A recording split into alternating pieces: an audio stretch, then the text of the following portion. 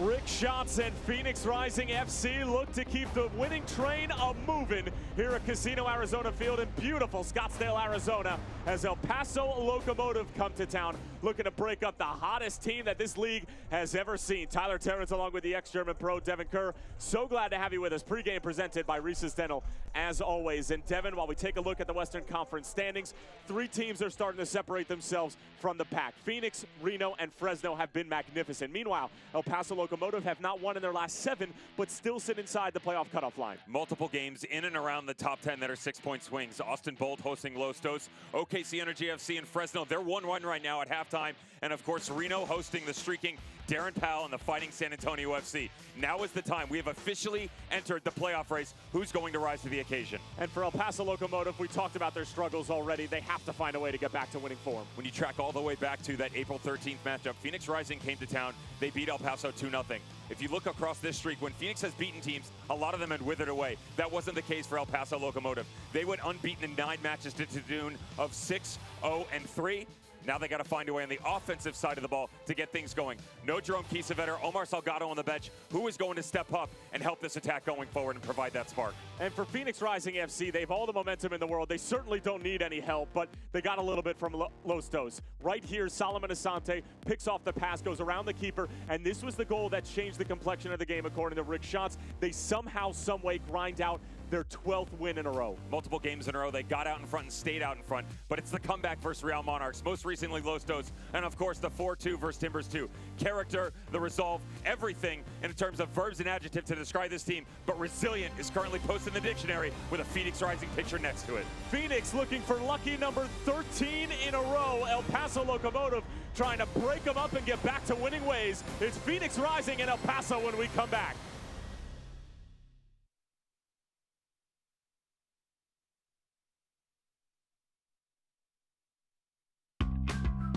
At Arizona Federal, our passion is to help out the community where you live and work, because where you bank should make you feel good. Show your support for the home team with the Phoenix Rising Visa debit card. When you open a new account, you can score $100 just for using your card when you shop. How's that for an easy goal?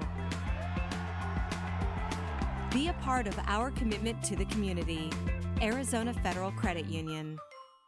We're Carvana, the company who invented car vending machines and buying a car 100% online. Now we've created a brand new way for you to sell your car. Whether it's a few years old or dinosaur old, we want to buy your car. So go to Carvana and enter your license plate, answer a few questions, and our techno wizardry calculates your car's value and gives you a real offer in seconds. When you're ready, we'll come to you, pay you on the spot, and pick up your car. That's it. So ditch the old way of selling your car and say hello to the new way at Carvana. Mobile Mini is a lockdown defender. Have peace of mind using Mobile Mini, guarding all of your valuables on site, at home, or at your business. Mobile Mini storage containers are made of 100% steel and maximize your protection with our patented Tri-Cam locking system that is camera-proof, cut-proof, and drill-proof. Proud partner of Phoenix Rising FC. Do me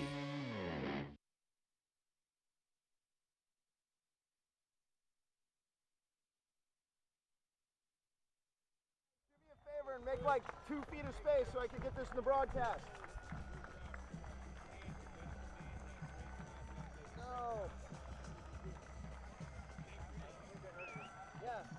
Hey, take like 2 steps to your left. Thank you. Almost set for kickoff here at Casino Arizona Field. First place, Phoenix Rising FC playing host to El Paso Locomotive. Tonight's broadcast presented by Equality Health. Again, Tyler Terrence along with the ex-German pro Devin Kerr. So glad to have you with us for what should be a terrific night of football ahead. We'll take a look at the starting 11 for Phoenix Rising. Devin, couple of changes. Luigi Mala back in the back four alongside A.J. Cochran and Dambuya. John Baccaro getting a rest and, provided a nice spark in the last match out to help provide that comeback victory against Los Dos. Otherwise, as we said it before, it ain't broke, don't fix it. Why not? The front three has been spectacular. Really like what we've seen out of the outside backs. Of course, Zach Lubin doing his job on a regular basis.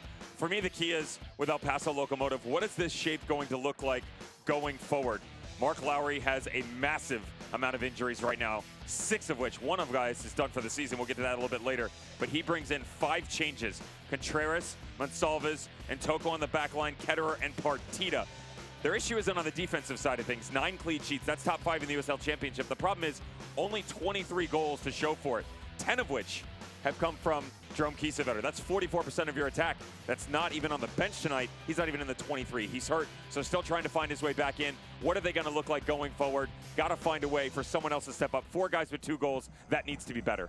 And of course, everyone is aware by now of the tragedy that hit El Paso. 22 dead in a mass shooting at a Walmart, and the 2 clubs exchanging tifos at the beginning of the match. El Paso strong has been the message that's been circulating amongst the Twitter sphere and just really across this entire country at the moment.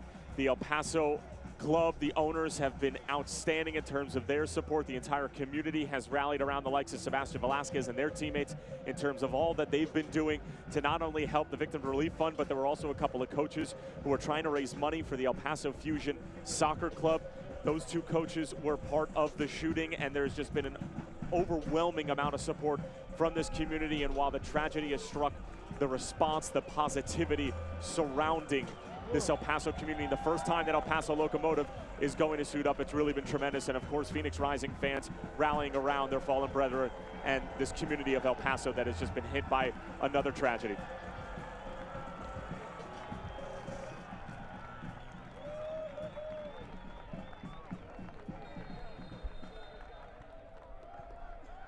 And with all that said, we will play some football tonight. Phoenix Rising FC and El Paso Locomotive. 3 points up for grabs in the USL Championships Western Conference. Phoenix Rising looking to make it 13 wins in a row. El Paso Locomotive looking for their first win since June 15th, a 2-0 decision at the Tulsa Roughnecks. Tyler Terrence along with Devin Kerr. So glad to have you with us, whether it be on ESPN Plus or perhaps your Phoenix CW. Devin Kerr, what are we looking for tonight? The key start here for Phoenix Rising based upon their recent performance. This is a fast start for the home squad. Got to find a way to use this beautiful crowd to your liking and continue on some of that great movement we saw towards the tail end of the game. That's 2 matches in a row. They've really had to spartan things up here in the second half. El Paso Locomotive, weather the storm. You have a quality defensive unit. Even though you haven't been able to find that on the same side, on the offensive side of the ball, and reciprocated, you still look really good on the defensive side of the ball. Logan Ketterer coming back from injury. He's finally back in the starting 11. So just sit there, bide your time, and do what you do best. Maintain possession, knock the ball around so efficiently. This is a team that knocks it to the tune of 520 average passes a game at 86%, both of which, by the way, lead all of USL Championship.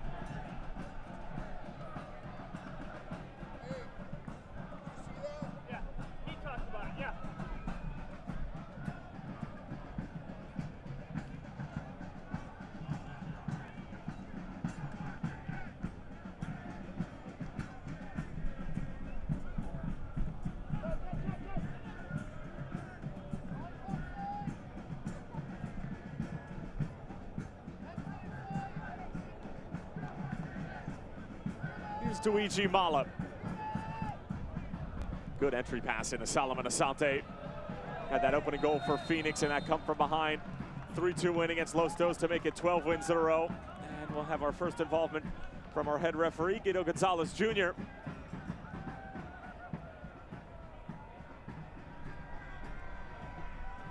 Solo a little slow to get to his feet. 15 goals on the season right now. Luigi Mala just trying to go rear one wide up the middle. It's a part of the game that Solomon Asante has really gotten much better at this year, tucking inside and allowing the outside channel to be occupied by overlapping run. Richie Ryan just getting stuck in on the backside of the boot. John Baccaro curling one in. It's a good ball, and Ketterer has to punch it over the bar. Good chance for the dead ball from Phoenix Rising. Logan Ketterer up to the task. And it was AJ Cochran who got a little piece of it. And a corner kick coming up for Phoenix. Sometimes you don't need a massive amount of movement. Just a quick little redirect. Exactly what goes on here. Center back just inside the top of the 18, flicks over. Really well done by Logan Ketterer, to be honest. Understands that this has a chance to tuck itself just underneath the bar. Quality goalkeeping, pushes it up over. Baccaro's delivery doesn't get past the first defender.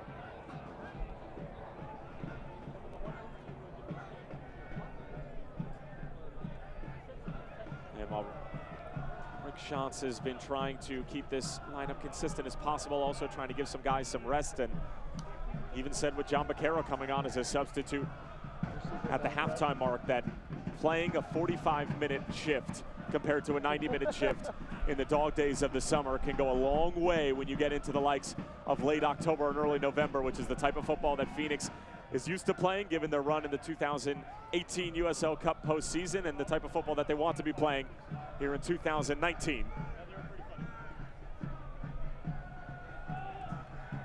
El Paso Locomotive with their first sustained movement of possession tonight.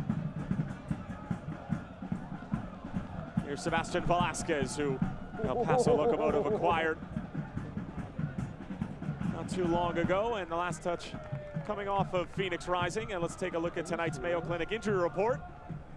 And for Phoenix Rising, normal names, throw the teenage goalkeeper Brandon Keniston in there as well. And Devin, we already talked about the laundry list that Mark Lowry has to endure. Just a massive amount of players, and you and I kind of did a double take when this lineup card was turned in. All due respect to Andrew Fox, not exactly known for his offensive escapades. Center back and outside left marking back moved up top next to Sebastian Contreras, at least so far. This movement still trying to take shape, opening 5 minutes.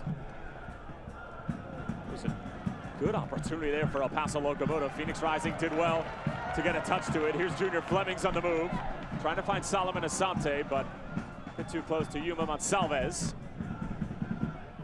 Luigi Mala trying to line up the header. Jousting with the likes of Andrew Fox, but that's one good thing about having a big stout defender up top is that they might be able to challenge some of the aerial battles.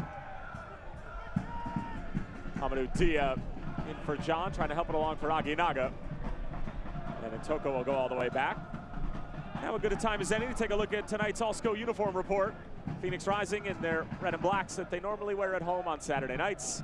El Paso Locomotive going with the, do we want to call it baby blue? Sky blue? Sky blue. Sky blue? More of a sky blue. Reach for the stars, you know? Carly Lloyd, sky blue? Easy.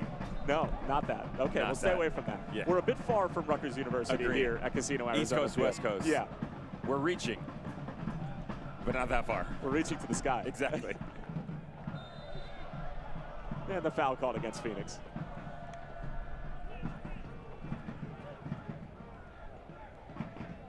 The best play on a new Ford is at Sanderson Ford. Shop Arizona's largest selection of new Fords with no hassle, no pressure, and no nonsense.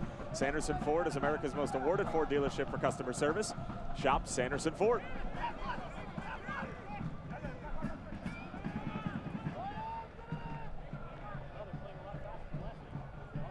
Monsalves' pass took a deflection off of Aguinaga. Fortuitous bounce for El Paso Locomotive, though.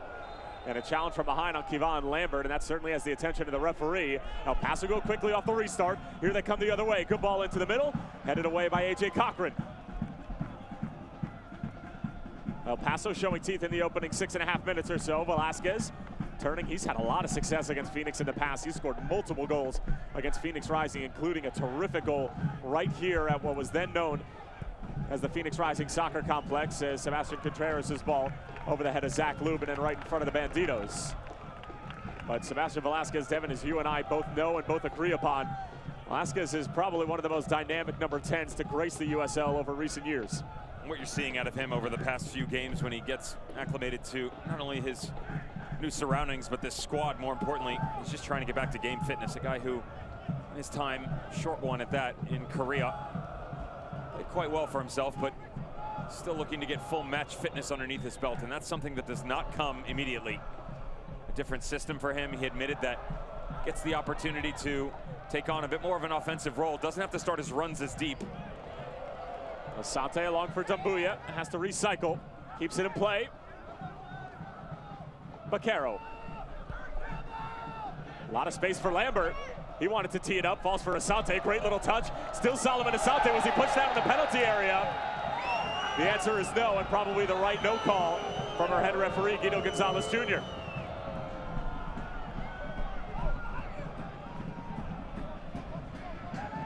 Velasquez on the turn, so deceptive, especially when the ball is coming into him. Always knows what he wants to do with it and has this innate knack of ridding the initial defender. Obviously a very different player than Solomon Asante, Devin, but if you're going to make a comparison on the other side of the ball in terms of that deceptiveness and the ability on the ball, maybe a slight parallel that can be drawn. Meanwhile, Contreras on the other end. Here's Partida. Contreras back for Partida, but Dumbuya has it covered.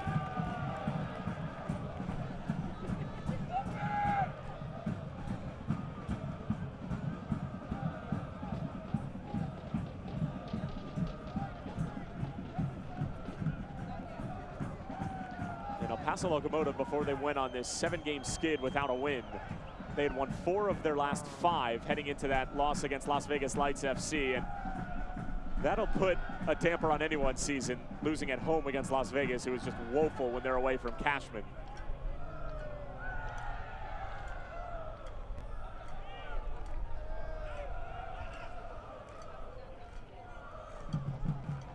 Early ball sent in, won by Dumbuya. Here's Junior Flemings now. Good sliding challenge from Yuma Monsalves as Junior Flemings took one of those patented large touches, trying to knock it into space so that he can just run onto it and use that blazing Jamaican pace. And Flemings went down. It was a clean challenge from Monsalves, and this is not a great look for Phoenix Rising. And Junior Flemings not wanting any help from Monsalves.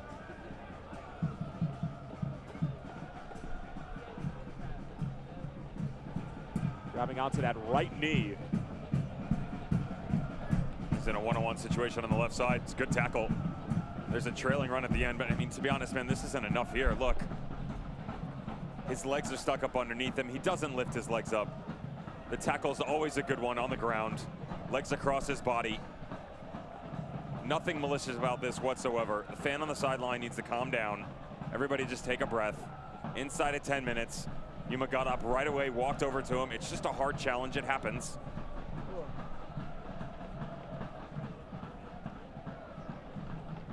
Junior Flemings, who had the equalizing goal against Los Dos.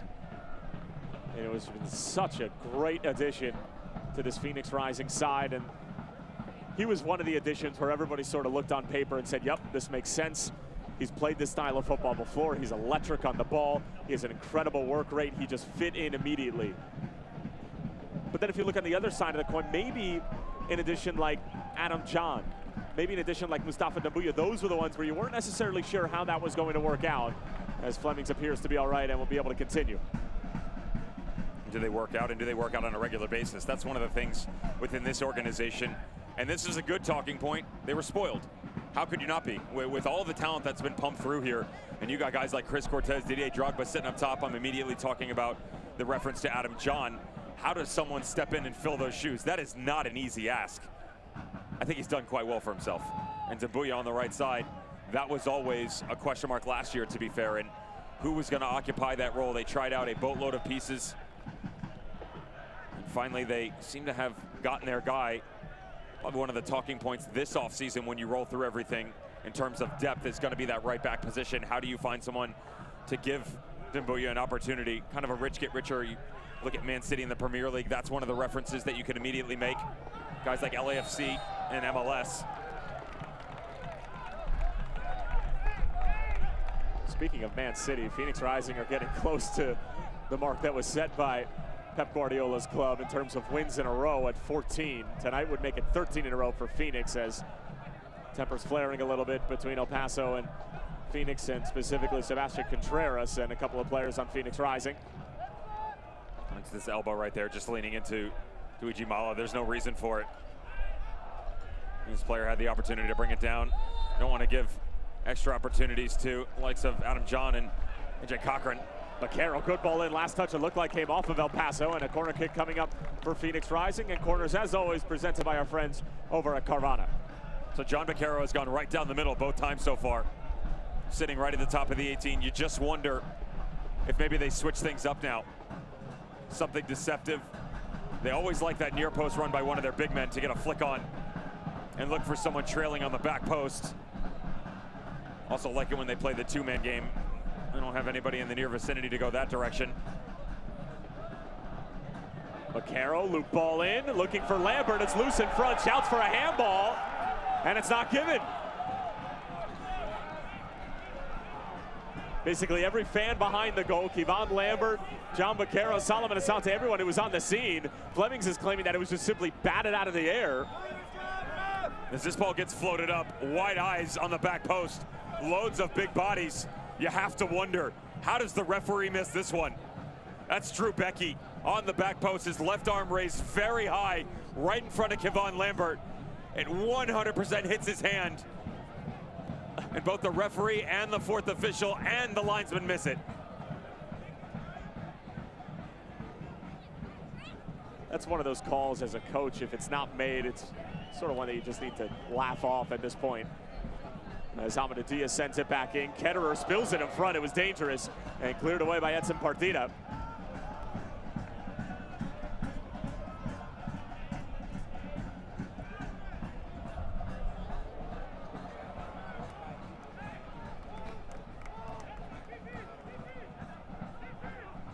Phoenix Rising is pleased to have players of Flagstaff Soccer Club 08 boys as tonight's First Watch ball kids. Be sure to visit www.firstwatch.com to find your neighborhood First Watch, the daytime cafe.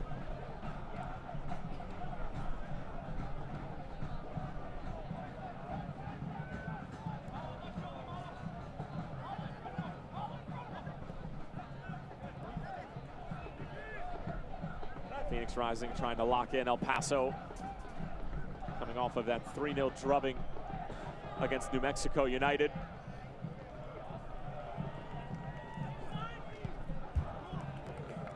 And it was a big stage and two sides that really needed a win. Devin, you were on the call for that game. Was it simply just New Mexico United playing them off the field on a particular occasion? Absolutely, start to finish.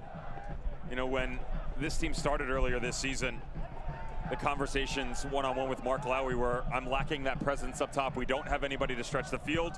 And more importantly, we need a number 9 to goal score goals. That's 2 in a row, by the way, right off the hand. This one comes off of Contreras in front of the referee again. Keep an eye on that. And getting back to it, he just said, yes, we need that big body to stretch the field, but I need someone who's clinical in front of net to put it in the back of the net. Jerome Kieswetter comes in. His first game was that 2-0 loss to Phoenix Rising.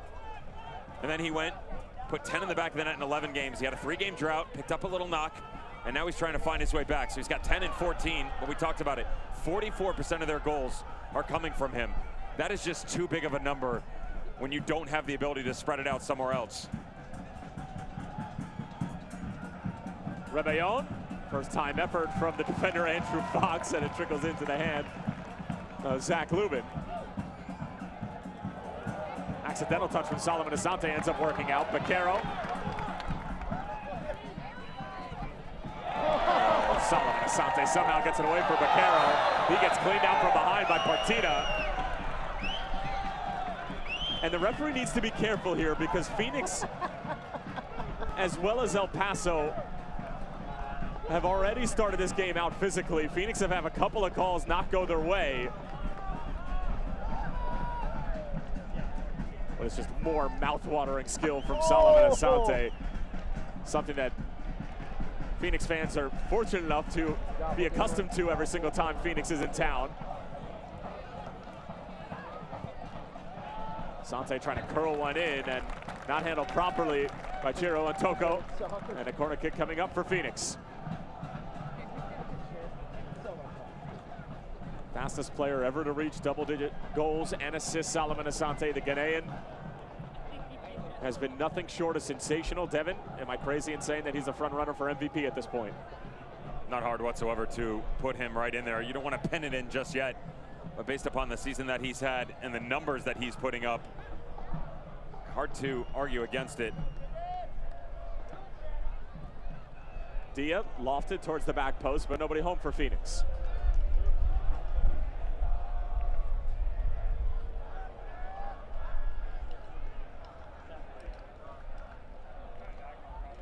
The shape for El Paso Locomotive struggling a little bit right now, approaching the 20-minute mark. And you've got Richie Ryan and Yuma Monsalves sitting deep, trying to make sure that they push away Aguinaga and Vaquero. and the three boys in front. Now Edson Partida is pretty much holding serve on this left-hand side, but both Sebastian Velasquez and Sebastian Contreras are wandering a little bit in the middle of the field. And it's just allowing some space to open up in pockets. You can see Andrew Fox dropping back in. They're trying to create a deep block in the middle, go 4 or 5 deep, and make it tough to dissect. But what's happening is that there's no true identity for this midfield right now. Everybody rotating multiple different positions, and not really true what their assignments are. Fleming's on the turn. Fleming's again, somehow still on his feet. Junior Fleming's battled his way through the entire right-hand side of the defense for El Paso. Couldn't quite get it on frame, but bullish work from the Jamaican. It's just always leaning away from him here.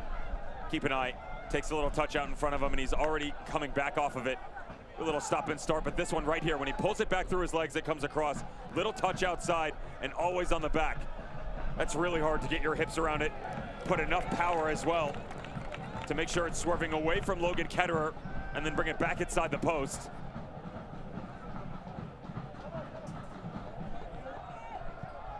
Asante teasing ball in. Almost fell for Akinaga as Junior Flemings was a little bit late arriving to the party.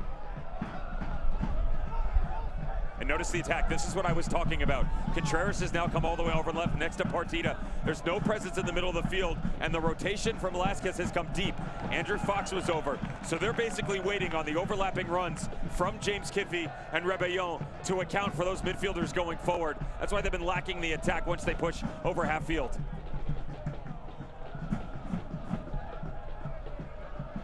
And that's actually something Sebastian Velasquez talked to you and I about, is how when he was over in Korea, they asked him to play literally a 6. Nobody in the USL is used to see him playing anything right under the number 9 in that number 10 position.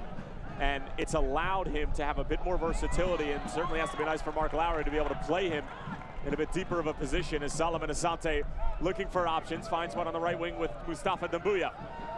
Asante, long distance effort. It's not a bad one at all, but it just skirts wide of the left stick. 20 minutes gone, still 0-0, but Solomon Asante fancying his chances from about 35 yards out. It's good news, bad news for Mark Lowry. The problem that he's going to run into, though, is that he didn't bring him in here to play a 6 or an 8. He brought him in to play the 10, and the problem is they've got so many injuries, he's got to find a way to make him more versatile in the movement going forward. Here's Aginaga! It's a first for Aginaga in a Phoenix Rising kit. It took all the way until August 10th, but it gets them off and running against El Paso Locomotive.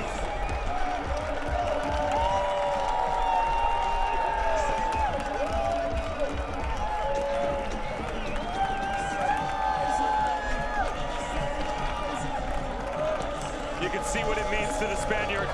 He is the only one of the front 6 going forward right now that has not found net in this 2019 campaign. Time and time again, we have talked about the dirty work that Aginaga has put in. Always the bridesmaid, never the bride. But this time around, just one quick little touch to the bottom corner. Logan Ketterer had already rotated to the near post, thinking that the progression was going to continue that way. Instead, Aginaga, with a deft little touch of the left foot, puts his boys out in front.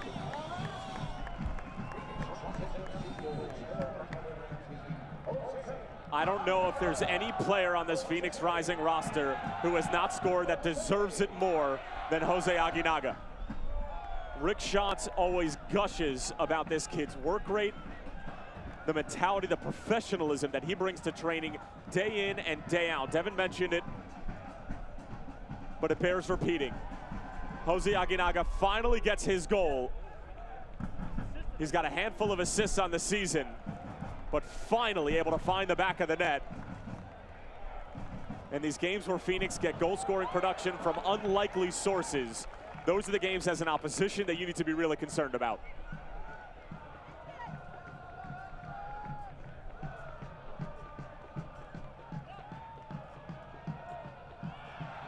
And Aginaga draws the foul.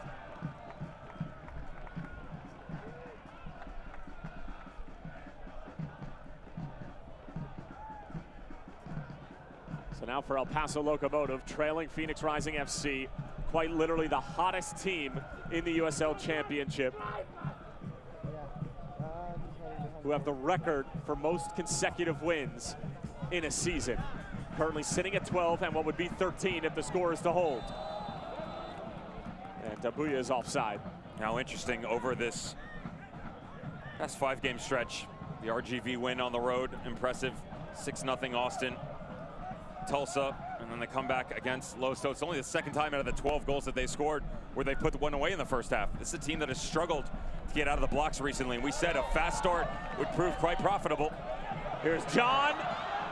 His first touch let him down, and then some. Junior Flemings was waiting naked on the back post, but El Paso come away unscathed.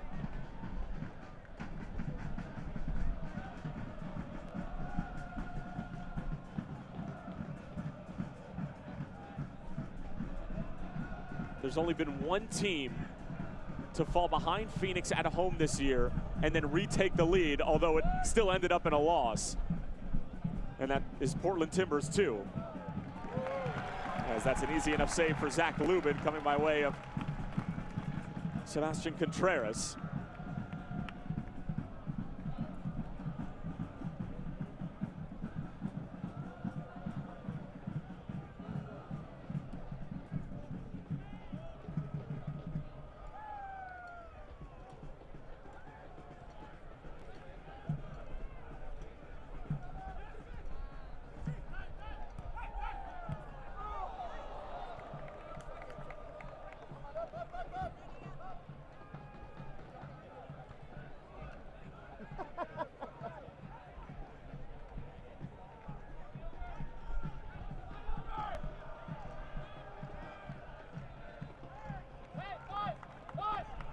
There's a new hero in town, and she's Gotham City's only hope. Batwoman premieres on your Phoenix CW Sundays this fall.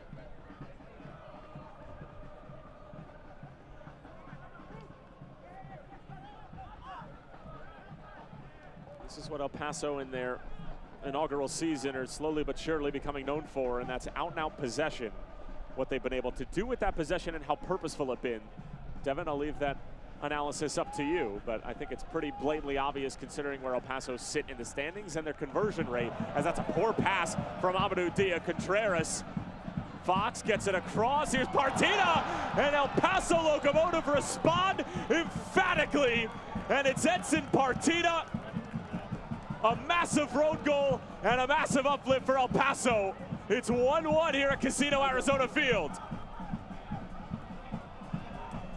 And the answer is they have not been that impressive when they move into the final third. Jerome Kiesewetter really the only one that can make an argument in that area. We said 4 others tied it 2. That's one of them right there. You cannot give the ball away this simplistic. Terrible display by Amadou Dia trying to play out of the back. Puts it right across the middle. That's a no-no.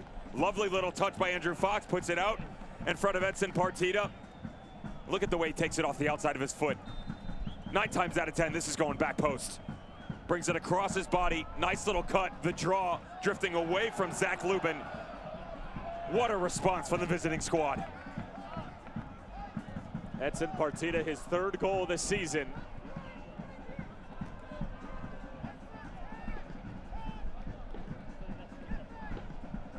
And we're right back level.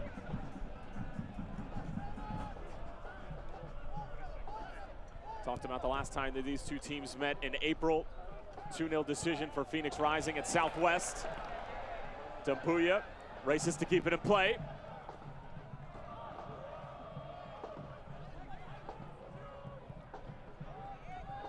Asante. Try to get it back from Aginaga. He felt like he was fouled. Lambert puts the challenge in, slips on the turf. Through the legs of Beccaro, and Partida will go negative, and El Paso will try to keep it. Good pressure from Phoenix, though.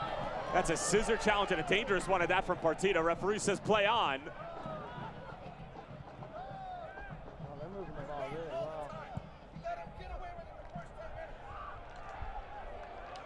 Now, long ball sent the other way. Zach Lubin stayed home. Now he's going to come off of his line.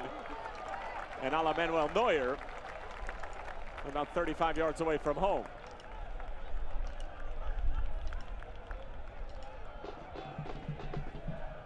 You heard just a few seconds ago, Rick Shaw's audibly upset with the refereeing, particularly from that of our head official, Guido Gonzalez Jr., as there was a blatant handball missed in the penalty area in the first 5 minutes, another handball a few minutes later. that have been less menacing as far as the result of the game in the middle of the field, and then that challenge just along the touchline. But right now, 1-1 between Phoenix and El Paso. Battle between number 1 and number 10 in the Western Conference as Aguinaga tripped from behind by Partida. He claims he got the ball. Our referee, Guido Gonzalez Jr., doesn't necessarily agree.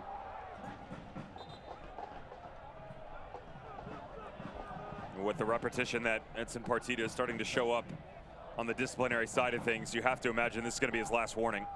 There was the whack earlier on from behind, and this time Aguinaga, ball out in front again. It's a tiny little knock, but still, no, you don't get the ball, buddy. It's unlucky for Edson because he doesn't have to make this challenge. Richie Ryan is right there in support. You can see the step up by Chiro and Toko.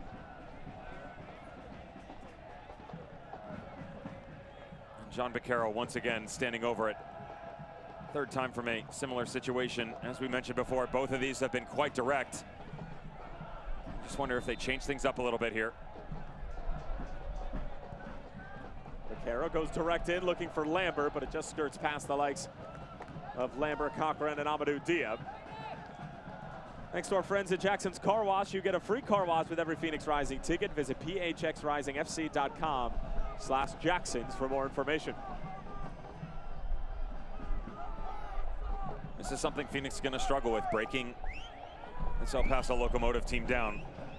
They've rotated into a 5-man midfield, but they're so closely knit together and willing to interchange with each other as they continue to stick to their guns and try and play out of the back against this high press, that all of them are quite interchangeable.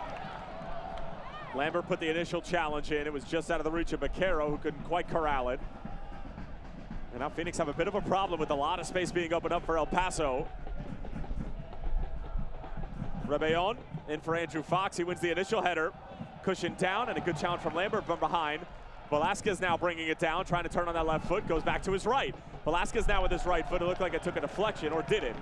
It did not. And a goal kick coming for Zach Lubin.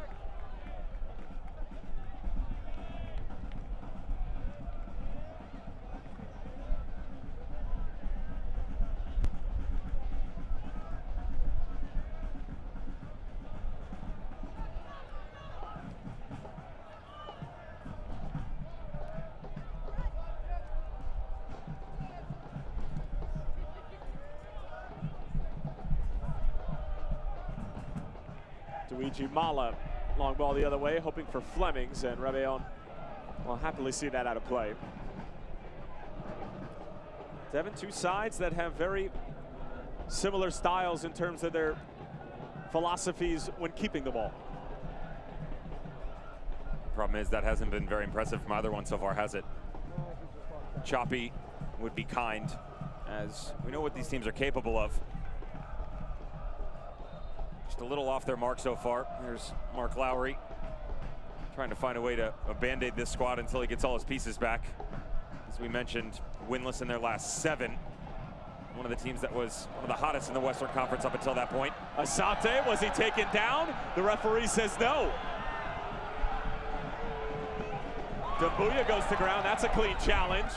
But space the other way for El Paso in front of Partida. A little bit off of his line, though, and just bulldozes Partida. Now the whistle from the referee.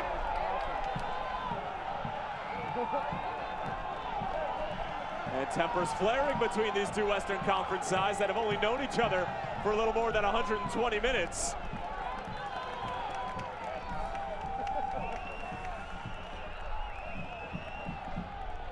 Devin, your initial thoughts on Zach Lubin going full truck stick on Edson Partida? No matter what, they are mostly going to protect the goalkeeper when he comes out in this spot. Now, a lot of times you'll see it start to approach a gray area the further that you start to escape the 6-yard box.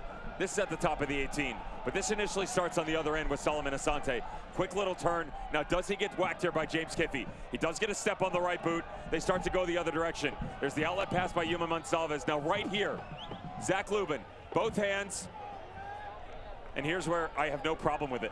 He's got both hands secured on the ball. He leans into it. Partida does not come away. He tries to go with hands up at the goalkeeper.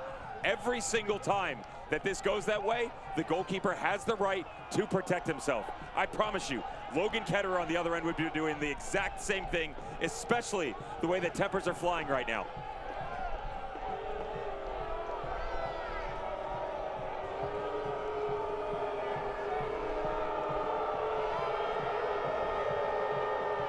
And given the fact that there have been some controversial missed calls from our referee tonight, he handled that particularly well. Cards stay in the pocket. Just a talking to for both Partita and Lubin. That's probably the biggest thing right there. You said it. Look, both hands secured. Partita's not backing off here. He is not coming out of this challenge, so the goalkeeper has to protect himself. I don't mind that from Zach Lubin, but it's the way that the referee handles it. He calms the game down, takes some of the life out of it, and doesn't card either player. You would initially say, well, Partita stuck his hand in the cookie jar a couple times. How does he come away unscathed? I'm fine with it, because it just cools all the tempers down and lets everybody get back to the most important thing, and that's the task at hand. But Partita has been the instigator on a number of different plays already, and you said it yourself that he's probably going to be on his final warning as Luigi Mala's now called for the foul, and the crowd's starting to get a little bit more than restless here at Casino, Arizona.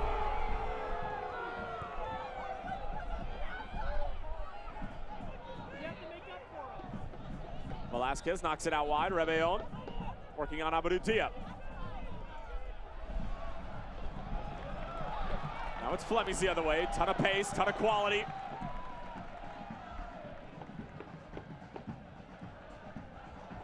Baquero.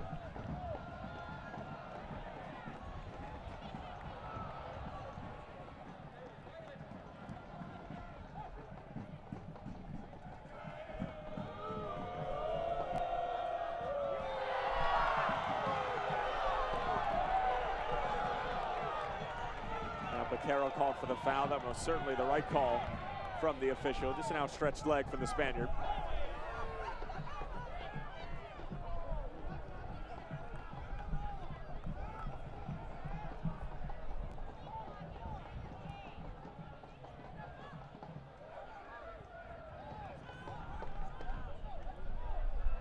Contreras comes deep to receive it.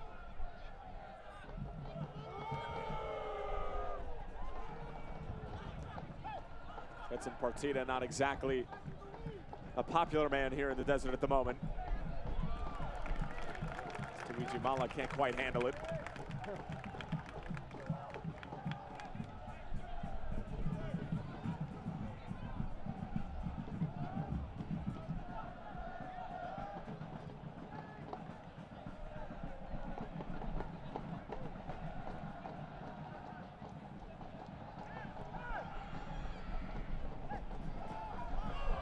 Heavy challenge there from Adam John, and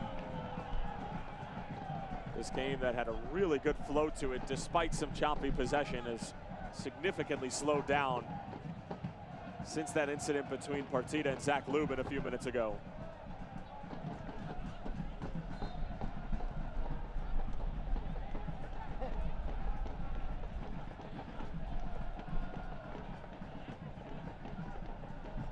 Yuma Monsalves.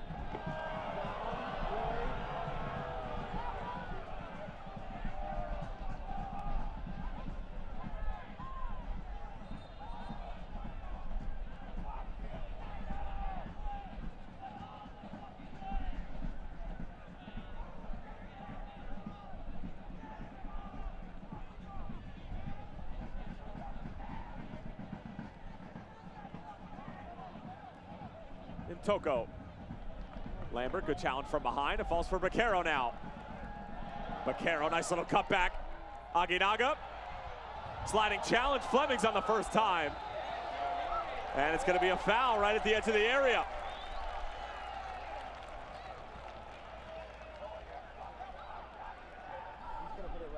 Richie Ryan's trying to have a say with Guido Gonzalez Jr. here, but it's the manner in which the tackle is deployed. Watch the studs. Up the entire way. That is really dangerous coming off the back line from Drew Becky. And this goes back to one of the ones that you and I have talked about. Aguinaga does a good job to get out of the way. Gets clipped a little bit, but it's the intent behind it. It's the fact that the contact not always has to be made on the attacker. And Drew Becky coming full force, studs up right at Jose Aguinaga, who's trying to go for two, as he and John Baquero now have a conversation. Left and right footed, standing right at the top of the 18, off center to the left a little bit. Logan Ketterer currently has 6 of his guys in a wall. That's a long stretch. And if you combine all the other bodies that are starting to rotate back in front, that is a massive wall that is going to cloud his ability to see the flight of this ball.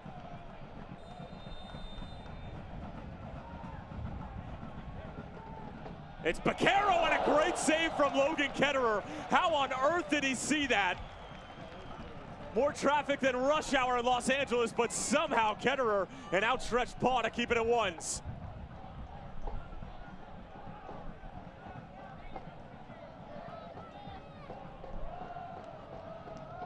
Ensuing corner from Phoenix, brought to you by Carvana. And John was trying to rise for the header. He felt like he got undercut, but we'll take another look at the spectacular save from Ketterer. This is actually really similar to the goal we saw against Austin Bolt. Thought there would be rotation based upon his inability to execute. Made me, my words, this time a bit more power going into that bottom corner. But Logan Ketterer does not look rusty at all coming back from injury. Adam John, the sliding tackle and the stare down for James Kiffey as well.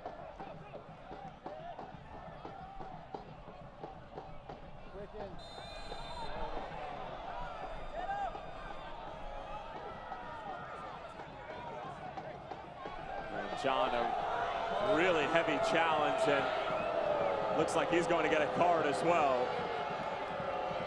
So Adam John shown mustard, and that's the right call. He was looking for a body on that particular challenge, wasn't necessarily looking for the ball. Also twice in the span of 2 minutes where he's been in front of the referee and had an infraction occur. Quality sportsmanship is, even though the emotions are flying, Richie Ryan understands sometimes you got to send a message. Adam John felt like maybe this was the time. Quick little turn. Richie Ryan having the opportunity. Quick change of pace and possession, go the other direction. Well done by the veteran Irishman sitting deep in the middle of the midfield, just pulling the strings.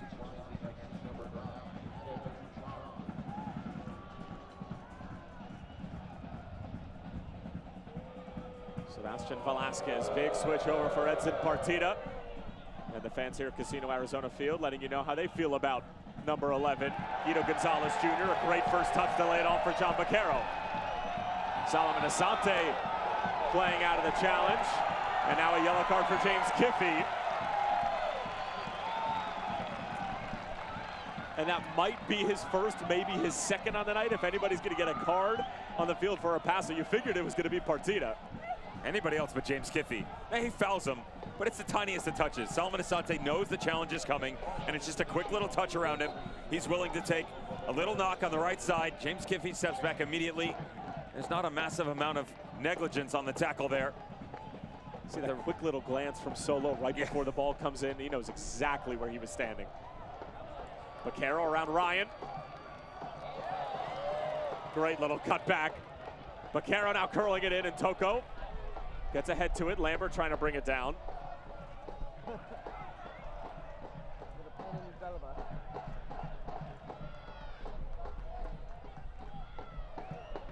Baquero almost got caught somehow. Gets away from it, and Tuiji Mala gets cleaned out.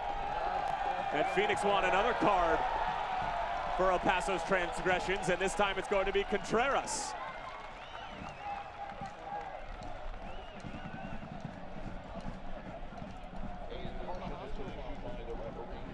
He's saying I turned my back as Tuiji Mala stepped up trying to push this ball down into Solomon Asante on the right-hand side. John Baquero just losing his footing a little bit. Much better look from this angle. Yeah, it's a follow-through for sure. That's real dangerous. Guido Gonzalez Jr. has had his work cut out for him the past 20 minutes. Tuiji Mala will be lucky to get up from that and not have to worry about continuing on here. Hopefully that's not a conversation for Rick Schanz and his coaching staff. Coming up at halftime, we're kicking it with your Phoenix CW. The team is back from their LA road trip. We'll show you what life is like for them on the road, plus meet the CW viewers who want a weekend getaway to see the team play in Hollywood. It's all coming up at halftime. There's the good news. Quick little shout over the shoulder by Brennan Hodge to the technical area saying, stay there, everything's fine. There's Tuiji Mala up and at him once again. Those beautiful blue boots. We talked about it beforehand. Never worn New Balance, have you? Other than for a night on the town with Cleats. you? No. Cleats. Of course you have running shoes on when we go out. We've worked on your wardrobe recently. I've slowly pushed you in another direction. It's the understated swag. You're born with it. It's not swag. Yes. It's confusion. Baquero, always yanking it wide.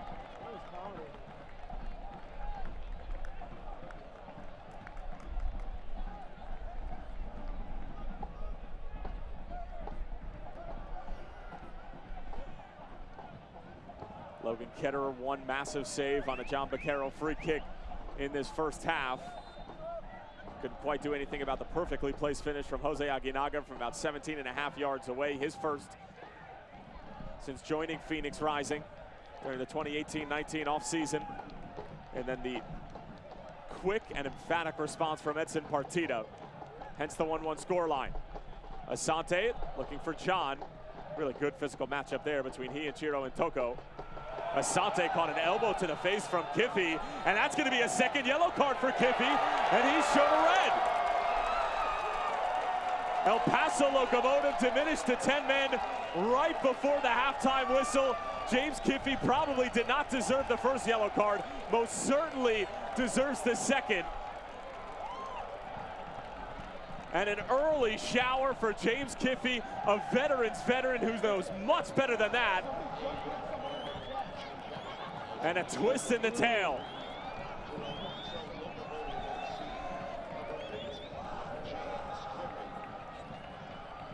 The way this entire first half has played out,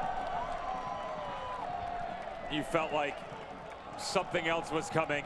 And Sebastian Velasquez has talked himself into a yellow card as well. Yuma Monsalves trying to pull the players away. Andrew Fox in there.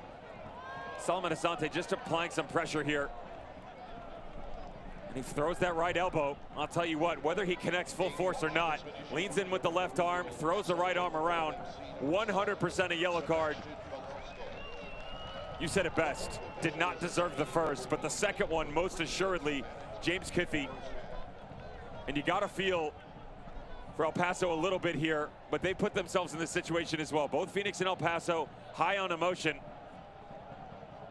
Referee trying to set a precedent right around the 35-40 minute mark. Adam John got booked. Sebastian Contreras felt like the game had calmed down just a bit. And Richie Ryan just saying, come on, man, you're not doing us any favors. Neither did James Kiffy. They'll go down to 10 men, and I just wonder, Solomon Asante gets up okay. Does Phoenix take this opportunity to go after something just before halftime? A bit of trickery, possibly.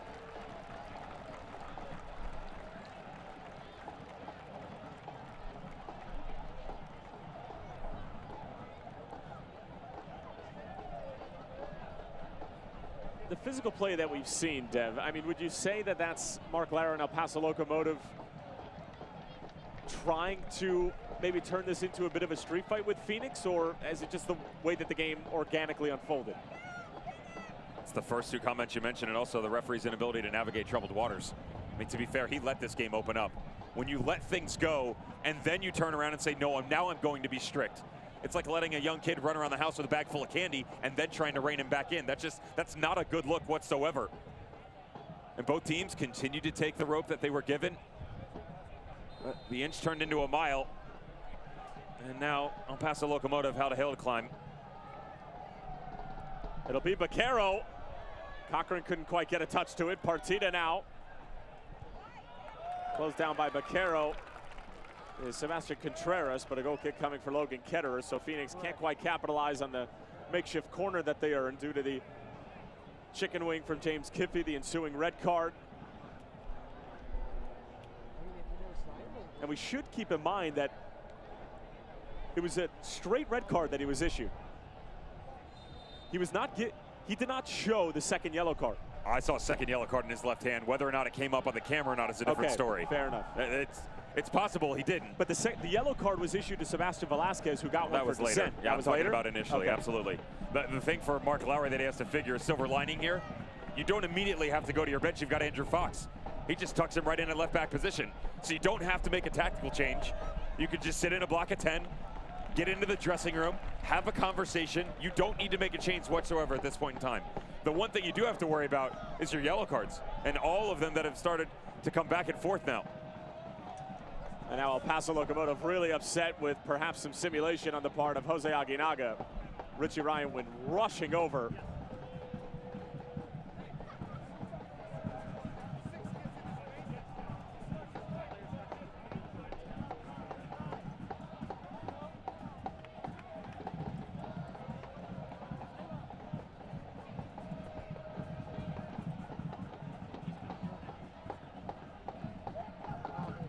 Substitution for Paso Locomotive FC. Entering the match is number 27, Derek Gebhardt. So Derek Gebhardt is going to come in, and Sebastian Contreras is going to come out. Devin, you just mentioned how he didn't need to make a change. How do you feel about this one? Like I said, I didn't need to make a change. The one thing he needed to worry about was the yellow cards. Contreras is sitting on one. I mean, he's been flying back and forth. Don't necessarily think he needed to do that before halftime. And how about that? Hearing now that, in fact, regardless of whether he had one in both hands, it is a straight red card issued to James Kiffey. And that doesn't really change anything. It'll change the suspension. Will it 100%? Yeah, you can go after multiple game suspension in that situation. That can He won't get one for that, though. He won't, but you can't do that on the double yellow. You don't have that luxury. Well, El Paso Locomotive doesn't have the luxury of playing with 11 men because Kiffey got sent off just a few minutes ago. Scoring was opened by that man, Jose Aguinaga, his first goal in the desert. And then it was Edson Partida drawing us level at 1. And then Kiffey with a straight red card for a chicken wing on Solomon Asante right around the 45-minute mark. It's 1-1 here at Casino Arizona Field. All sorts to talk about. But first, we're kicking to your Phoenix CW at halftime.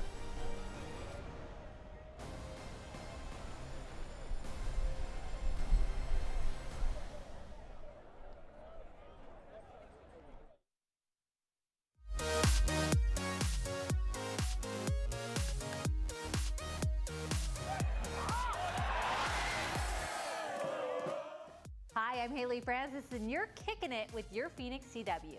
The gang is back from a big weekend in LA. Adam Waltz was there with some CW viewers who won a weekend getaway. This time we were not coming. Phoenix Rising fan Saul Hernandez wasn't originally planning on making the road trip to Los Angeles. Monday morning when I opened my email, I was like, whoa. It's like, what is this? And it's perfect. And so I showed to my kids, they're like, well, so now you're going. Saul won your Phoenix CW's On the Road with Rising Getaway contest. He won 2 tickets to the game versus LA Galaxy 2, airfare, hotel, and a meet and greet with players. Thank you. His kids say it was no surprise when they heard Dad won the big sweepstakes. No big surprise, he wins a lot of competitions. He's just lucky that way. I think he usually deserves it when he does. Saul spent the weekend with his family, even enjoying a daytime brew. But he saved his energy for the game. Because Saul and his sons were representing Los Bandidos and kept the energy high when the team was down. We're doing okay. We'll come back. We'll come back for the next half. The Rising came back and won, and thanks to the big contest win, Saul and his kids enjoyed it on the sideline. Fun, man, a lot of fun. In one word, I would just have to say fun. I'm glad he supports as much as me and my brother do. So it's all fun. Feel the same. I mean, the same feeling. Feel like we're home. I got my kids, my family here, so great. I feel great. For Kicking It, I'm Adam Waltz. When we come back, highlights from around the USL. More Kicking It right after this.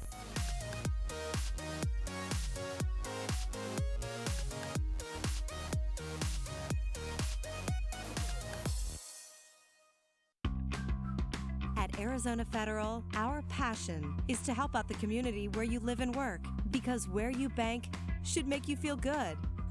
Show your support for the home team with the Phoenix Rising Visa debit card.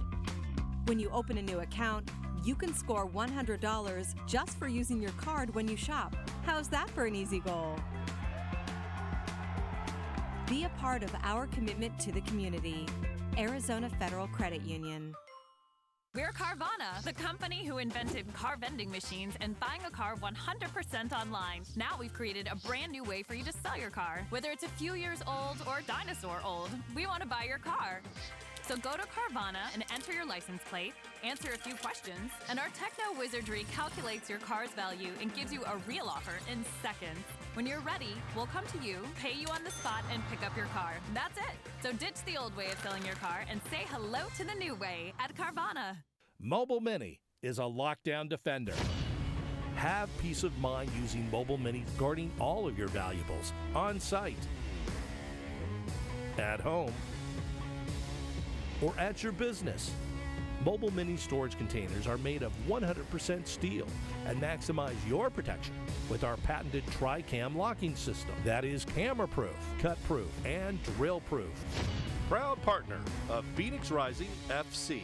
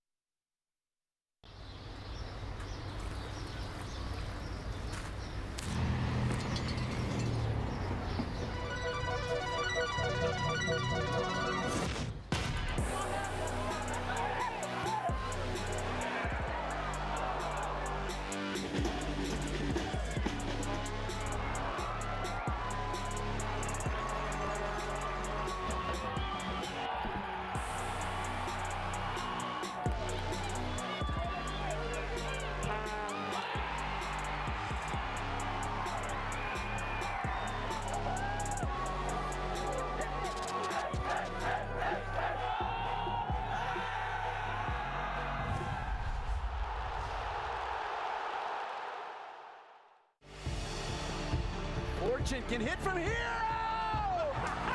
McCarthy once more. Blasted back in, and it's a goal for North Carolina FC. Big shot and scored. And Ben Spees lets one fly and drills it.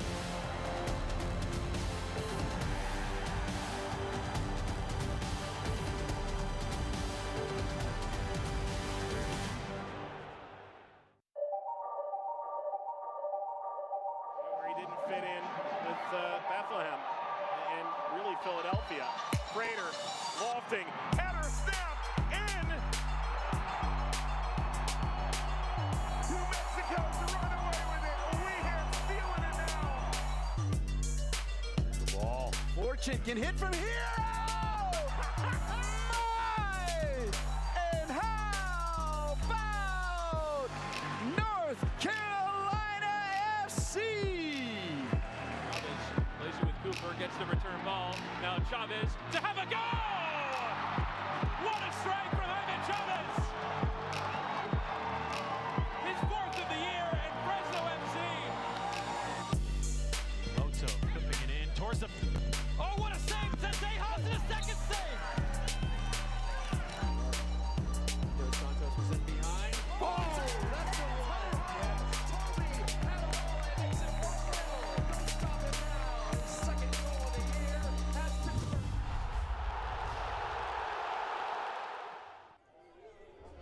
Great stuff from the USL Championship, and of course some of the best of Week 22. Here in Week 23, Phoenix Rising FC and El Paso Locomotive locked up at 1 apiece, but El Paso Locomotive reduced to 10 men right before the halftime whistle. Let's take a look at the Western Conference standings. Phoenix Rising FC clear of first place right now by 4 points. These are live standings, ladies and gentlemen. El Paso Locomotive, as you can see, sitting comfortably, but not too comfortably, inside of that playoff cutoff line. San Antonio FC looking good right now at the moment. How about Los Dos?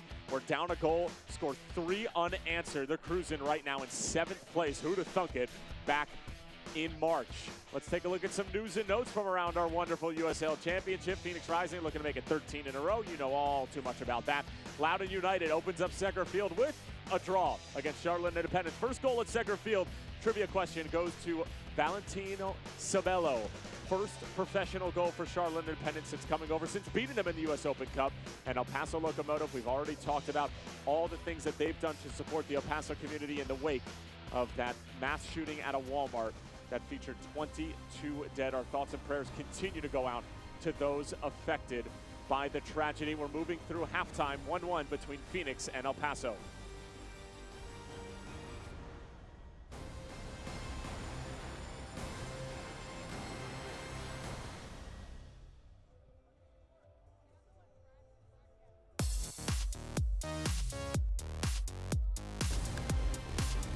Hey Rising fans, we love it when you post to social media. And when you do, make sure you're using the hashtag RisingOnCW.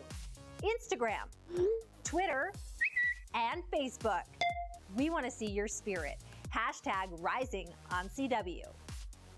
You're watching Kicking It on your Phoenix CW. I'm Haley Francis.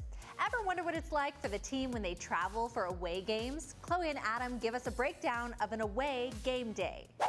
The most important meal of the day is the first time teammates come together on game day in Los Angeles. Once filled up, it's time for the team walk, which is exactly what it sounds like. Get them up, get them moving, get them breathing oxygen. Then free time for the players, most of whom fit in a nap. A simple day for Phoenix Rising, who look to extend their already historic 11-game winning streak against LA Galaxy 2. For me, it's generally like the food and the sleep and the beds and the hotel. What's the environment like? Being comfortable and you don't want to be stressed. No anxiety, just kind of relax. At 2:30 p.m., Rising reconvenes for a pregame meal. We break away from the team while they discuss strategy and meet one last time at 5 p.m. Bags packed, the mood more serious. The last moments at the hotel, is when Coach Rick Shantz takes the floor, focusing in any stray minds. And tonight, you're going to have to work harder, run more, win more tackles, compete for everything. If you do that, your talent will rise to the top. You'll win the game. I don't care who they put on the field, because if you outwork them tonight, you're going to win this game. Let's go, boys. Come on. And that's when it starts getting intense. It's out the door and off to the stadium, where a day's work of timing and sleep hopefully pays off. And it does with a win. Bounced into the back of the net. Oh, it's an absolutely fabulous goal by the substitute, Coley Street. One of the coolest things about this group of players is they have so many different cultures. They're like brothers. After the game, a quick hello and goodbye to family, friends, and fans. A wild game. Yeah. And then back on the bus for the night drive back to Phoenix. It's been more than 2 months since Rising lost on the road. A stress-free formula might just be the trick. You're watching Kicking It on your Phoenix CW. Stay right there. We're back with the second half right after this.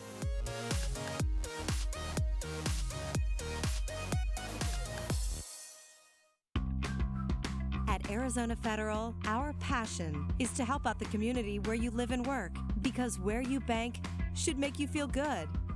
Show your support for the home team with the Phoenix Rising Visa debit card.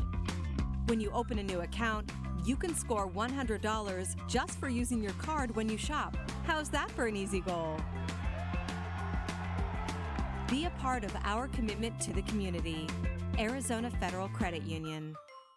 We're Carvana, the company who invented car vending machines and buying a car 100% online. Now we've created a brand new way for you to sell your car. Whether it's a few years old or dinosaur old, we want to buy your car.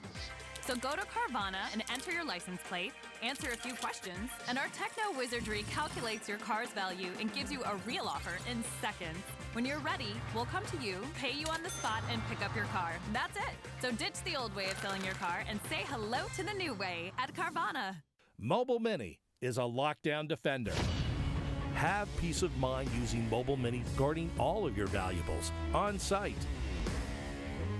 at home, or at your business. Mobile Mini storage containers are made of 100% steel and maximize your protection with our patented Tri-Cam locking system that is camera-proof, cut-proof, and drill-proof. Proud partner of Phoenix Rising FC.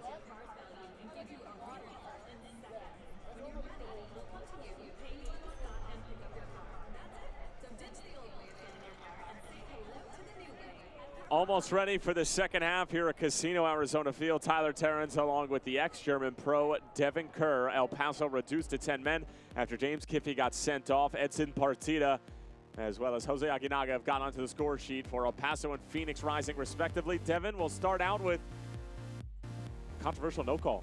Missed handball in the back post here. Keep an eye, Drew Becky. Hand high above the head. Unnatural position in front of Kevon Lambert. This is a missed penalty call. That's kind of where everything all started in the escapades from the refereeing position. Didn't matter. Phoenix Rising continued to push forward through it. Well done here by Junior Flemings to apply a bit of pressure. Now the ball gets away from him on the first touch, but notice the reaction. Able to get in on Yuma Monsalves, sprays out for Aguinaga, top of the box, bottom corner. First goal, Phoenix Rising uniform. Aguinaga with a tidy little finish, and then the response from El Paso. Poor giveaway by Amadou Dia, and then this is just a tidy finish from Partida. Look at Contreras, sweet little flick over the left shoulder here to bring it back across. Now it takes a deflection off him, but then I love the move by Andrew Fox to just continue the progression across the body, and the finish is sublime. Cuts it across the left-hand side. We said that little fade that's pushing away from the goalkeeper. Zach Lubin has to account for both sides. Can't get to the near post quick enough. They tie it up. And then trying to deploy some of his efforts from the set piece opportunities going to the far post. Great save by Logan Ketterer. Was really impressed by Logan Ketterer. And we said there was no negligence on the initial challenge by James Kiffey when he got his first yellow card. But the second one spins his elbow right around. It is flaring. Adam John in the foreground there just gives you an idea of what he was going after. And the big talking point there was that it was not a second yellow, straight red. Watch out for the disciplinary committee. More importantly, watch out for the next 45 minutes.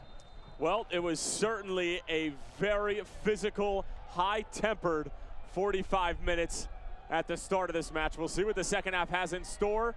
El Paso Locomotive down to 10 men. Phoenix Rising FC looking to make it 13 wins in a row, and away we go in the second half.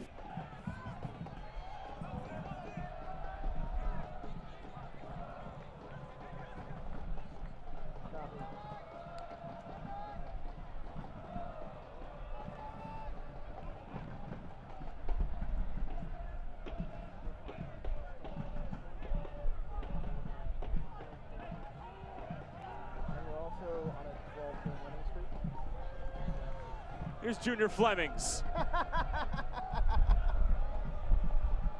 Kevon Lambert. John Baquero brings it down beautifully. Mustafa Dabuya in support now.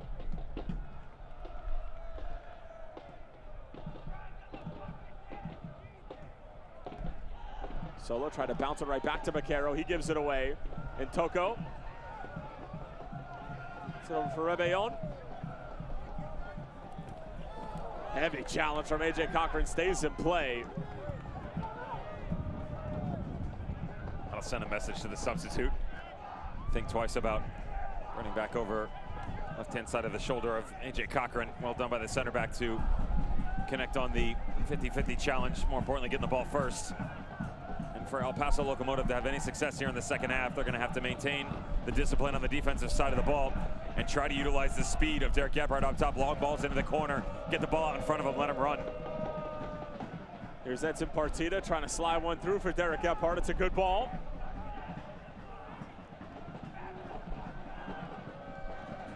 Run coming around the bend, but the defensive prowess from Kevon Lambert with those long strides and his big frame just covers so much ground and makes it look so unbelievably easy.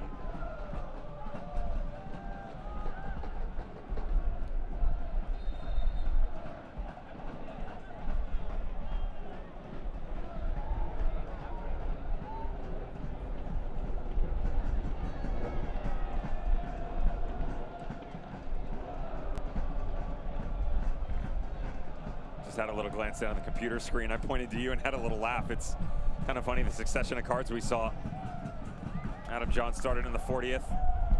There would be Sebastian Contreras would get involved there. James Kiffey would get his first one. Sebastian Velasquez. And then, of course, Kiffey's red card. All of that happened in a 5-minute span. And you just kind of laugh a little bit, to be honest, because it got to that point. Did it get to that point, or was there a lack of control of the game? Oh, it's 100% in terms of the referee. Yeah. He let it get to that point. Because it wasn't that physical of a game leading up to that. Otherwise, there would have been more cards.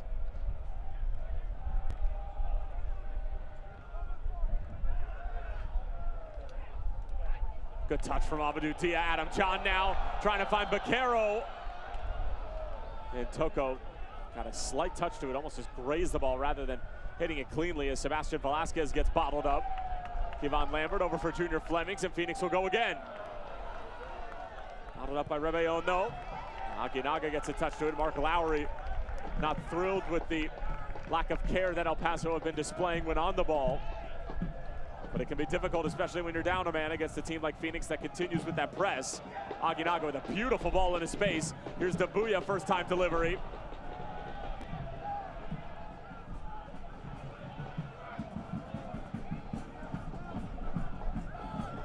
Sebastian Velasquez around Junior Flemings.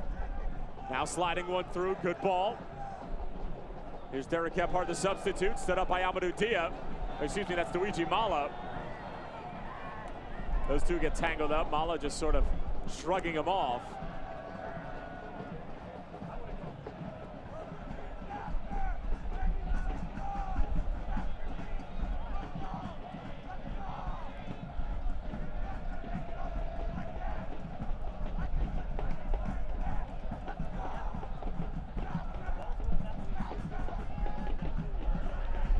Aginaga was trying to direct traffic while Mustafa Dabuya was making that darting run from the outside back position. And a team that's on a winning streak that's trying to continue that same progression. When a team goes down a man, it almost becomes that much more difficult to try to break them down when they go into that shell.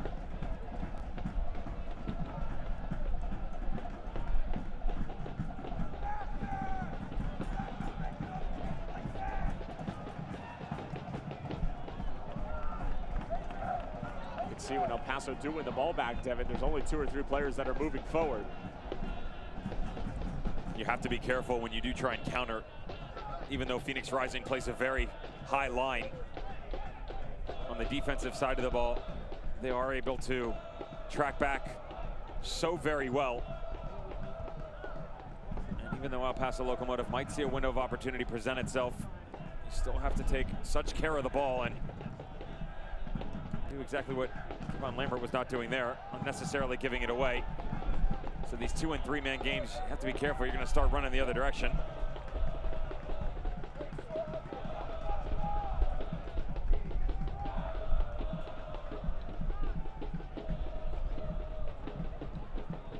Just on the other side of that, Aginaga, there was the trailing tackle, the follow through, and he immediately reached his hand up. Thought maybe it was just a little bit of theatrics, but he's laboring a bit here. He's knelt over once again in the middle of the field. And now he's going down. That is not a good look for Rick Shantz.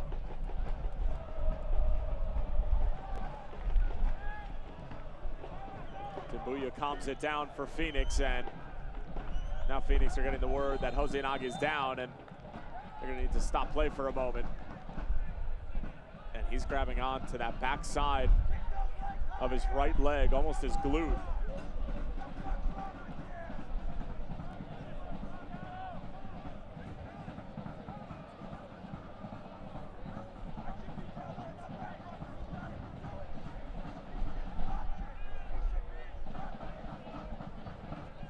Is it as simple as a James Musa switch if Aginaga is unable to continue?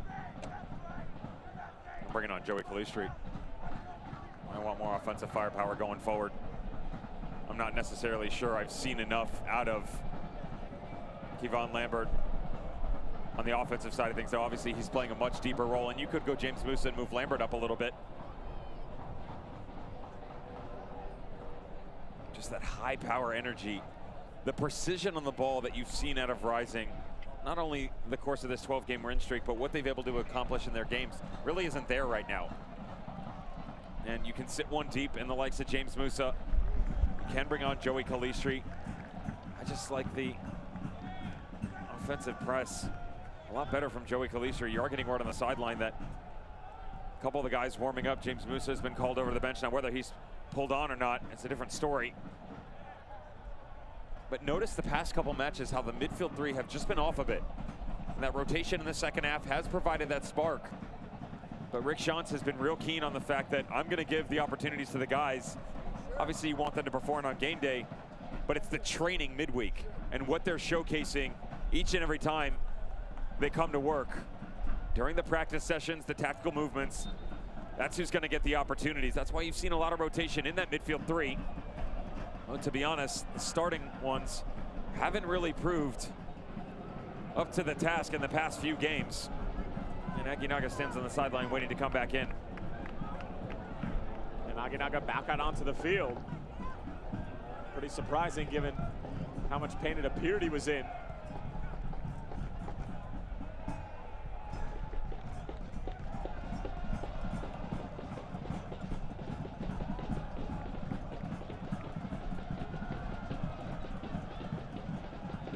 Solomon Asante in support. Aguinaga trying to get the back heel to come off nicely, but a little bit behind the likes of John Baquero. Asante now curling one in.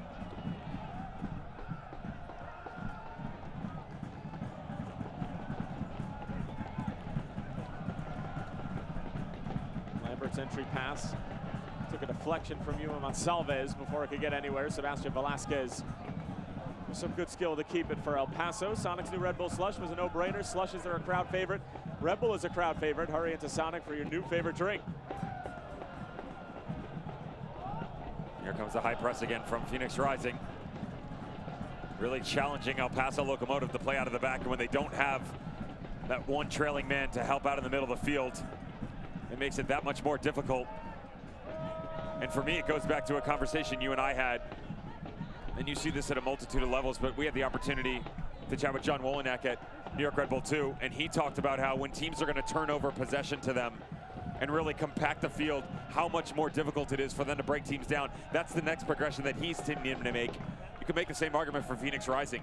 You've seen them from set piece opportunities, been really nice. Obviously transitional play. And even when they get into a 60 or 70 yard span, when a team drops 10 behind the ball and you're only 30 yards from goal, where are the spaces you're going to pick out and somebody can step in and you start to dissect play off of each other? Little windows and triangles are what are best. The overlapping run by Amadou Dia, a little quick 1-2 to find Junior Flemings, and then a trailing run to the back post, but the rate of play has to be faster.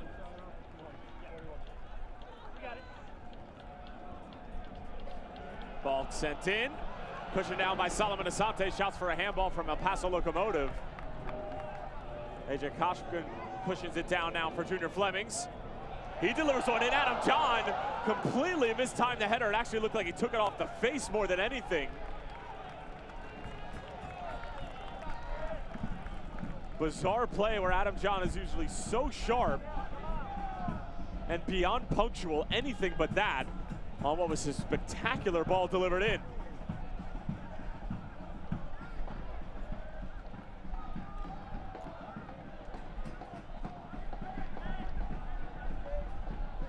We are getting word now that James Musa is going to come on and replace Jose Aguinaga. John, first time out to Solomon Asante, brings it down. Dambuya making the overlapping run. Solo tries to thread it through. Gets around the first defender. Solomon Asante on the move. Towards the back post. Flemings was waiting for it. Rebellon gets a touch. Flemings lays it off. Baquero back for Flemings, going for the curler. Not a bad effort. Good football from Phoenix.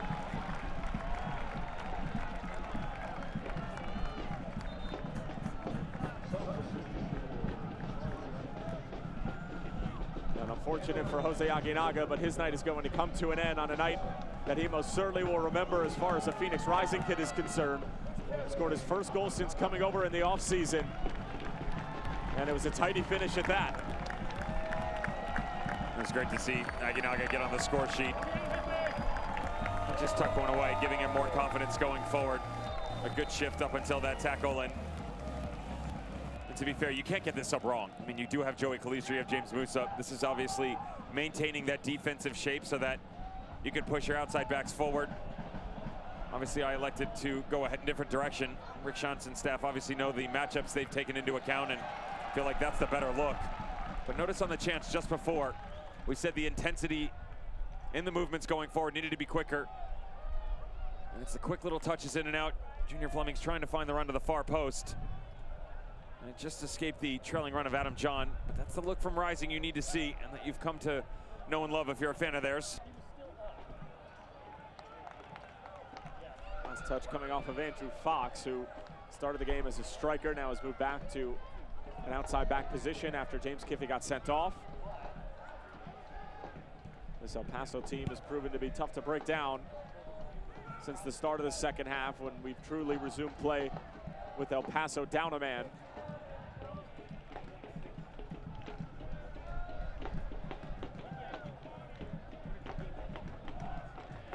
Musa glides one along for Amadou Diab. His pass took a deflection. Rebellon, the benefactor of the pass, and Gebhardt with some good hold-up play. Sebastian Velasquez lets the ball do the work. And it's time for the Sonic Happy Hour, brought to you by Sonic and your new favorite drink, the Red Bull Slush. If a Rising player scores during the 60th minute, one lucky fan will win a $500 Sonic gift card. For more info, visit phxrisingfc.com/Sonic.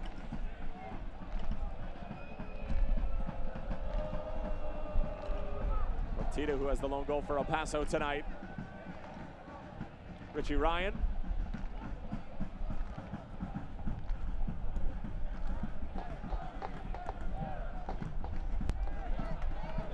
Musa, clever little touch. Kevon Lambert in for John, pushes it over for Solomon Asante. Has to take the scenic route, but still with it. Keeps it low, and picked off by Chiro and Toko.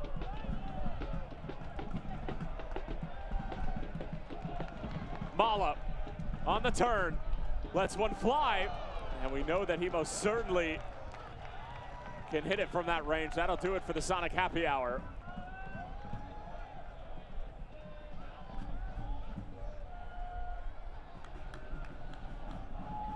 Now here's the million-dollar question. If the opposing team scores during the Sonic Happy Hour, does one lucky or unlucky fan have to give $500 to Sonic? Is that how that works? Tit for tat, huh? Or you're just going right after that. Yeah.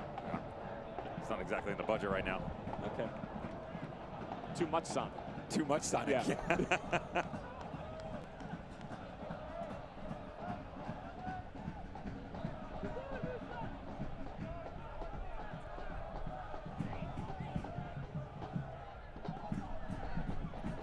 Musa. An hour gone here at Casino Arizona Field. As it stands, Phoenix Rising's winning streak will stop at 12. Still a league record. Great defending on the backside by Brian Rebellon. Just a bit of pressure on the back right shoulder of Junior Flemings. The little things like that that allow a 10-man squad to remain in games. See, lacking the ability to stretch the game up top. Felt like Derek Gebhardt was going to be able to provide that outlet, and has not been the case so far. Promise you, Mark Lowry on the sideline right now, having a conversation with his team, saying that we have to find a way to provide ourselves a bit of relief. As good as they are on the defensive side of things, there has to be some sort of effort on the offensive end to counterbalance these movements you're getting out of Phoenix Rising going forward. Even if it is just for the briefest of moments.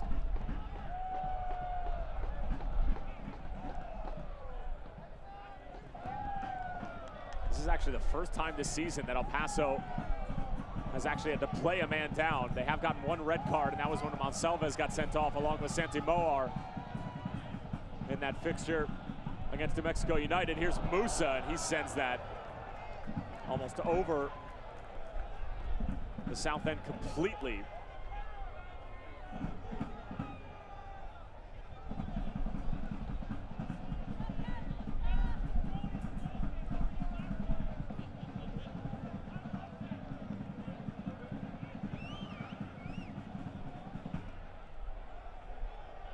Obviously, it's in an area where it's going to be quite difficult to do, but this is a team still, for me, struggling on the offensive side of the ball. That beautiful run they went through on that 9-game unbeaten streak.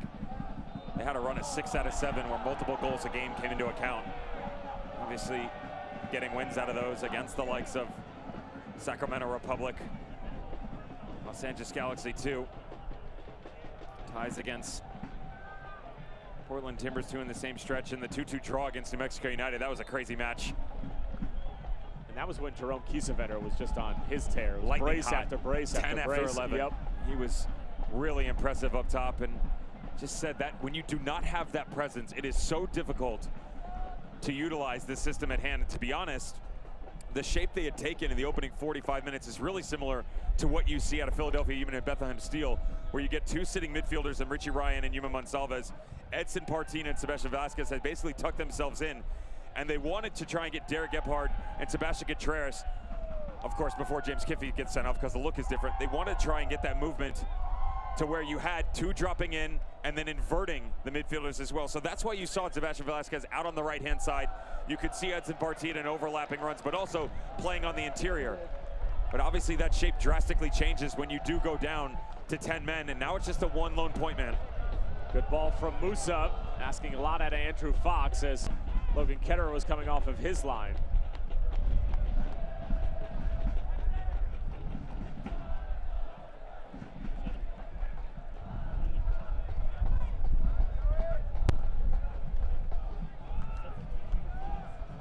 Dia, good ball for Kevon Lambert. Gets to the byline, somehow cuts it back. Rebellon now fending off Lambert.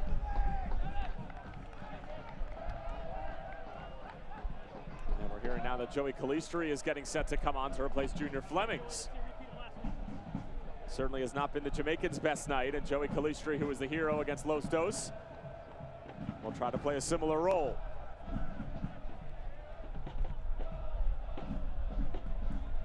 Solo from distance.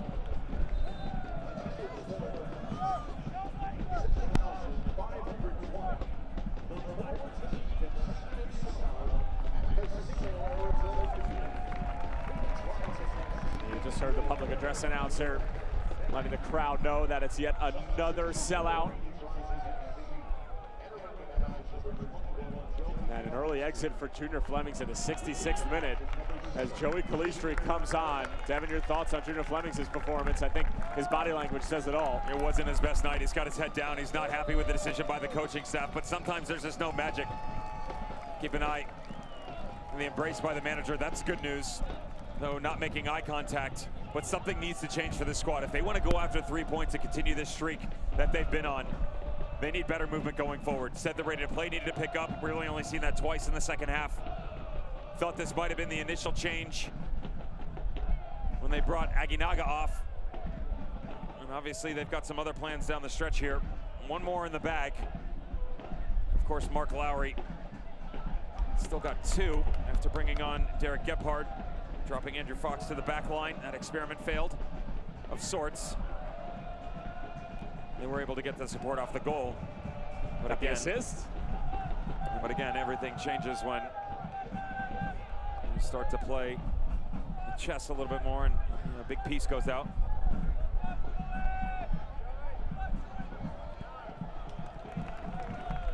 It is kind of funny how you throw a big man up top looking for hold-up play and maybe some aerial threats, and it's a quick little touch on the ground that enables you to get the game-tying goal. Big things coming, strange packages sometimes. The center back will be bragging about that one in the locker room.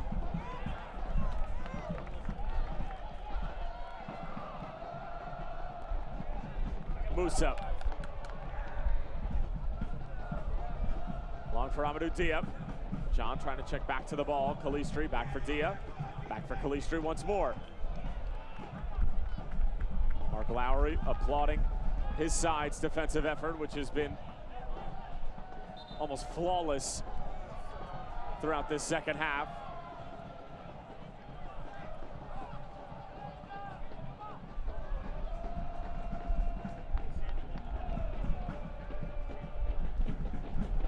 John Baccaro, a miscue.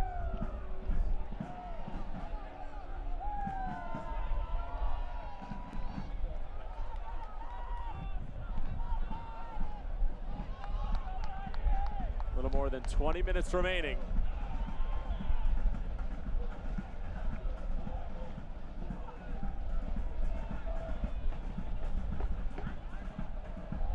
Cochran now.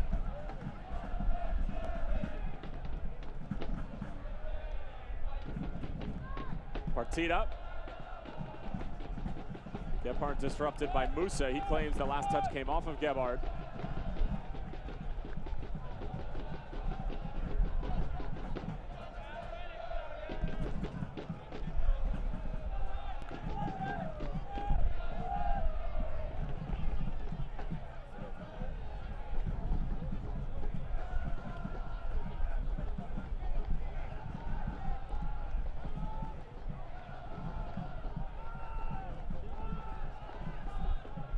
Toko. Press coming from Phoenix again. Not the best pass from Ntoko, but gets bailed out by Partita. Richie Ryan takes a rough knock from James Musa, a bit unnecessary there, and gets called for the foul.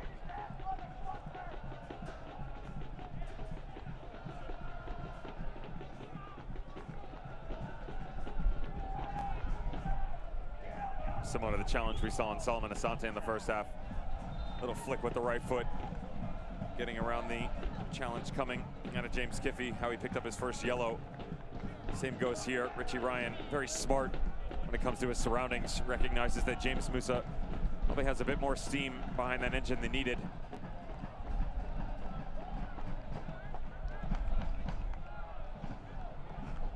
Musa long for Amadou Dia.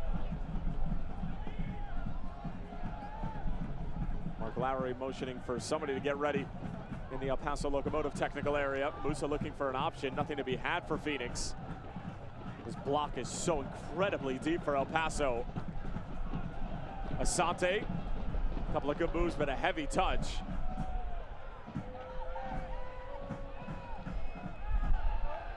No foul called, Lambert comes away with it. Seconds will fall for Dia.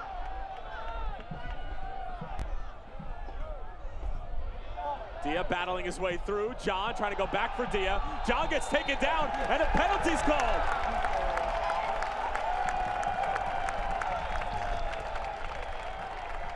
"20 minutes remaining. Phoenix Rising with a chance from 12 yards away. Adam John just got bulldozed over in the penalty area.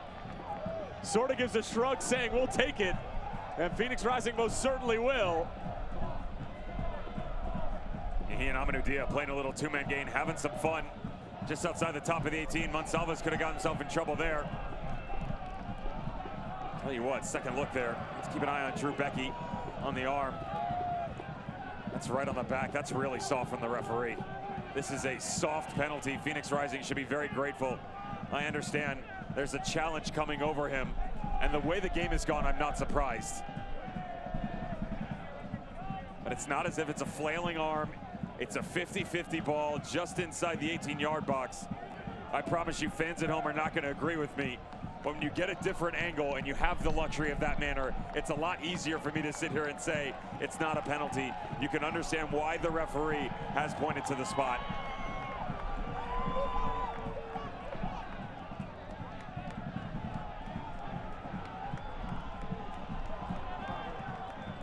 And the ball's on the front of the spot, and that's what Chiro and Toko and Logan Ketter are trying to exclaim to the head referee. But Solo does that almost every time that he takes a pen. You're gonna chug it now.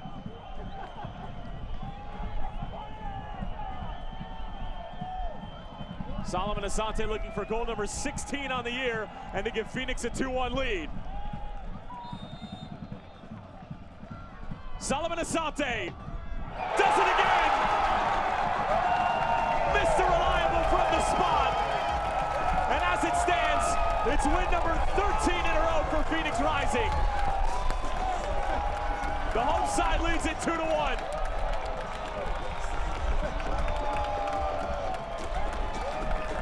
Sometimes when things aren't going your way, you need a little help. This one does come from the referee, but execution still has to happen for Solomon Asante. We've talked about all the individual accolades that have come his way. He always points to his teammates, but this is an isolated situation where he just has to step up, put his head down, and bury it. The Ghanaian does exactly that. Bottom corner, shifts his hip across his body, sends Logan Ketter in the other direction. And they've got him flying. There's still work to be done, though.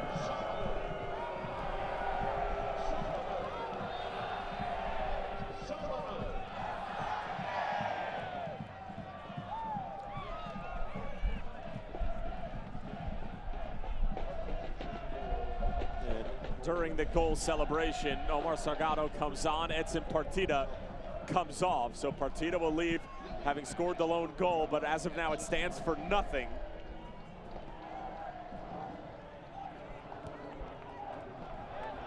Lambert on the turn.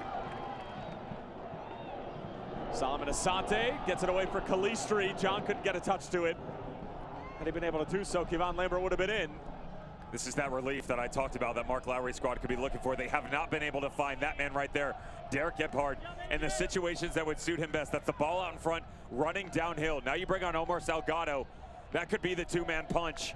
Now down behind a goal, and as we mentioned, down to 10 men off the James Kiffey red card. Is there any life left in El Paso Locomotive? Velasquez, good touch, Gebhardt.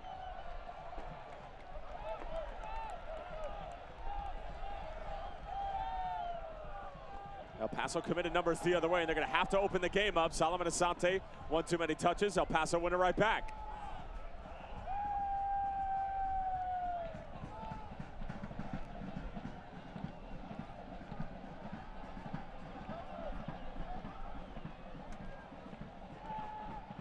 Ball clipped in, nobody home for the visitors.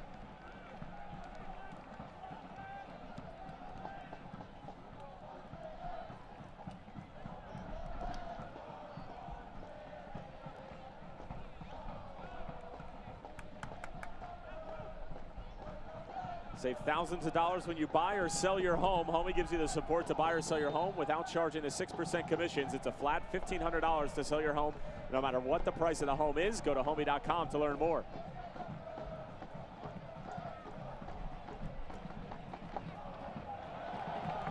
John Baquero takes it away. Look at all the numbers coming forward for Phoenix.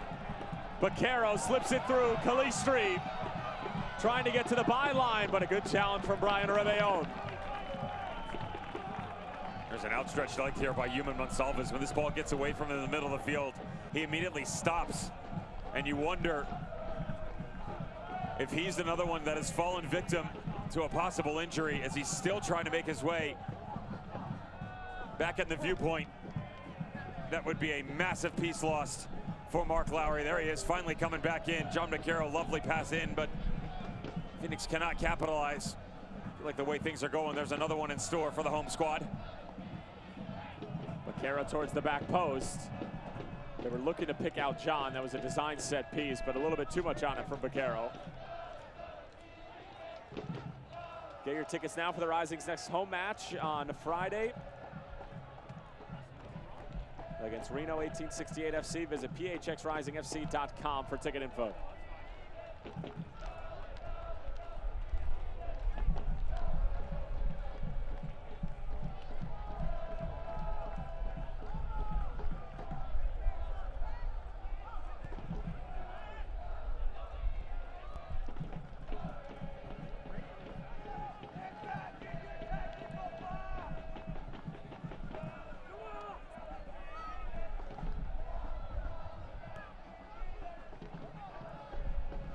Rebellon.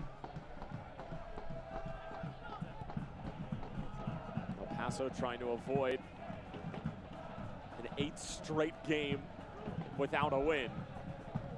Quite the contrary for Phoenix.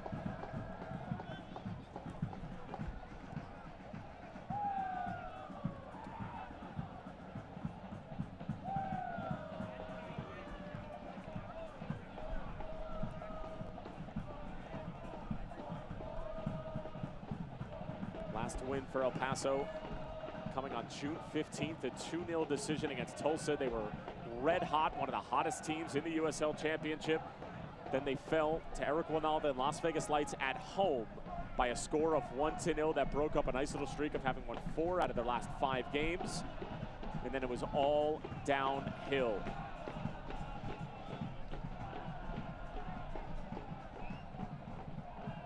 Losses and disappointing draws alike. They lose Jerome Kiesewetter to injury after the OKC Energy FC game. They still have yet to pair up the likes of Sebastian Velasquez and Kiesewetter as Calistri comes away with it. John lets it run through. Here's Solomon Asante arriving on the back post. Asante across, and Joey Calistri completely misses it. It was a great chance for Kalisha, who started the entire move, and it found its way all the way back to the Illinois native. Kevon Lambert was asking at the top of the 18. Solomon Asante looks like he's actually trying to have a go with this one. Little touch out in front, just pulls it across his body. Joey Kalistri, a difficult one to take. This is a strike by Solomon Asante, trying to go on goal. Form just not the best. Logan Ketterer, more than happy to watch that one sail sideways.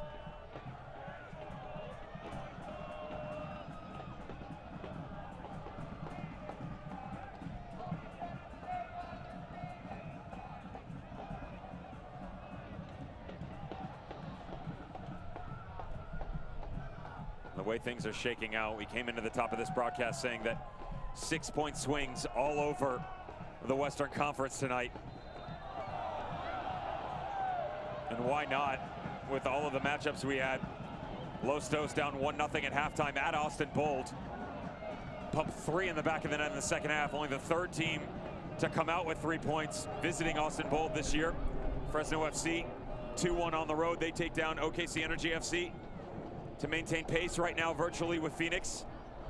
Real Monarchs, that's 4-1 over Tulsa, no big deal. And how about this one? Darren Powell, San Antonio FC up 4-1 in the 77th minute against Reno 1868. That is a shocking result right now.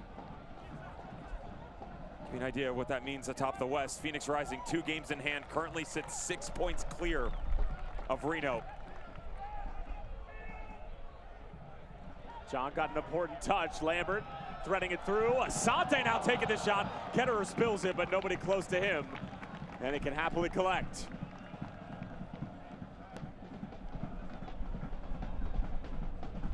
And not only are Phoenix 6 points clear, 2 games in hand. And the difference is that 6 point clear of Reno, 7 clear of Fresno. Fresno even on games. So Fresno obviously sitting in the driver's seat to occupy that number 2 spot when push comes to shove. And let's not forget the beautiful matchup that is tomorrow. T2, who has been on a horrific string of performances, will take on New Mexico United. And that horrific stretch started right after the Phoenix game. Lambert. The entire building wanted James Musa to take that on the first time because they've seen what he can do from distance. It'll fall for Dia.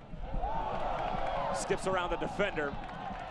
Cleaning it up in the end was Drew Becky, but last touch coming off of Rebellon. And a corner kick coming up right in front of the Red Fury.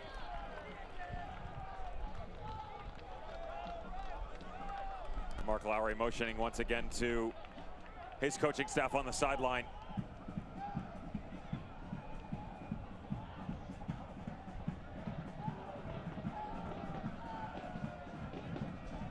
Asante.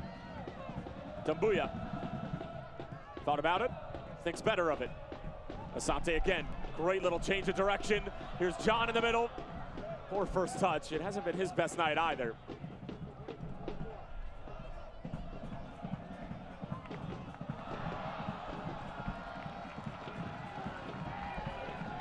But even when the likes of John, Flemings,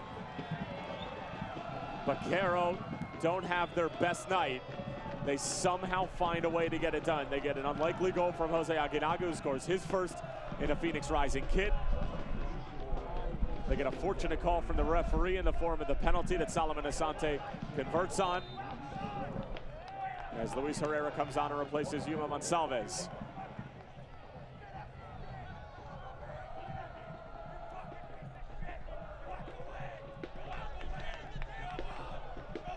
Dumbuya. John mistimed it. It falls for Baquero. And it just skips wide. He claims it took a deflection. And it did.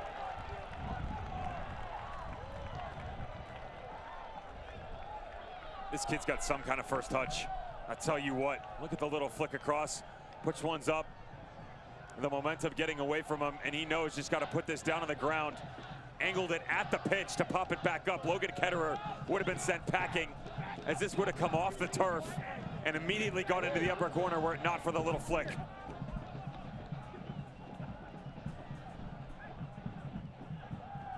Musa now waits on the delivery. Baquero recycles. Now it's Solomon Asante. He dinks one in. Seconds of fall for Phoenix here.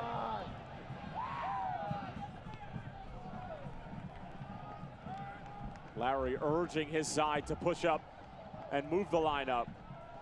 Phoenix keep possession.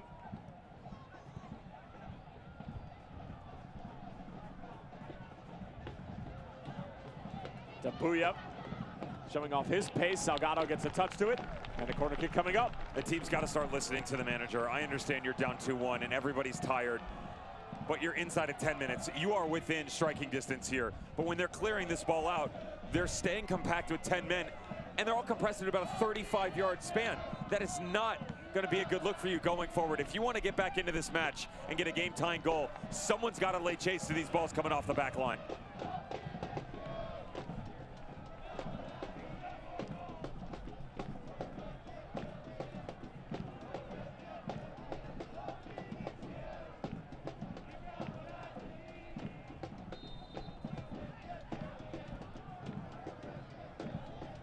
Via the ensuing corner. Richie Ryan first to it. Musa back out for Solomon Asante. He tries to hit it on the first time, a rare miscue.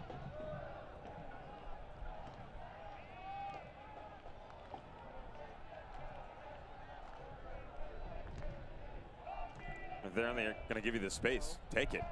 They want to sit that deep. Remember, you're sitting on the cushion. And they'd obviously like to go after a third goal here. Rick Schantz has talked about that in the past, how they feel like they've had the ability to exert some force down the stretch. Haven't been able to close out, though. And Calistri's ball was denied by Drew Becky. Nice little triangle, though, that was formed between Baquero, D, and Calistri.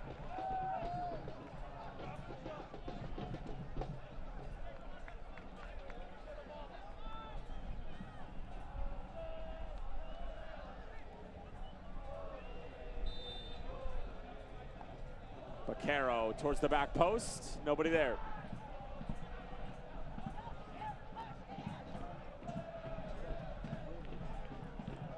Solo lofts one in. Back across the middle. Lambert's header falls short. Here's Calistri.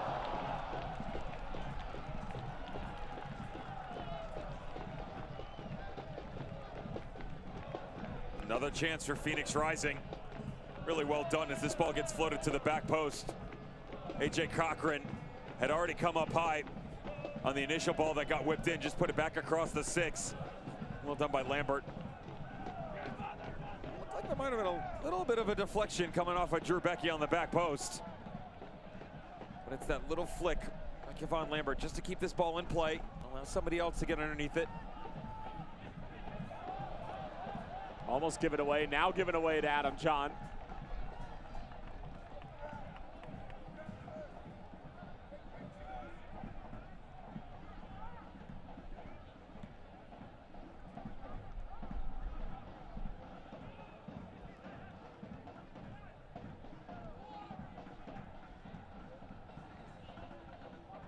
Phoenix in full control, 2-1. Solomon Asante, the game-winning goal. After Jose Aguinaga's opening goal was answered by Edson Partida 5 minutes later in the first half. James Kiffey sent off in the 45th minute. And it's been El Paso trying to defend ever since.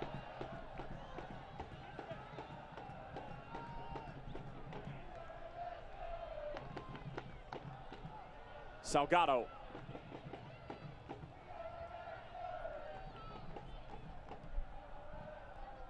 His delivery blocked by Dambuya. Kept in play and then put out of play by Phoenix. Next on Mike Amali, Joyce updates her will, but will dividing her estate divide the family. That's coming up after the match.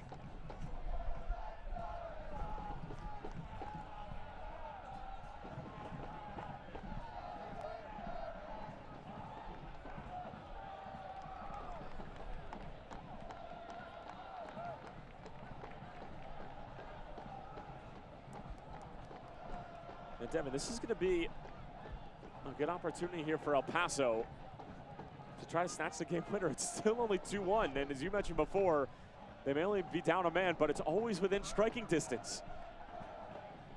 You can also bring up Chiro and Toko, Drew Becky off the back line, and Derek Gebhardt, who can jump through the roof. Here comes the corner. And Toko nods it down, but nobody there. Calistri just skies it up. Solomon Asante wanted it at his feet.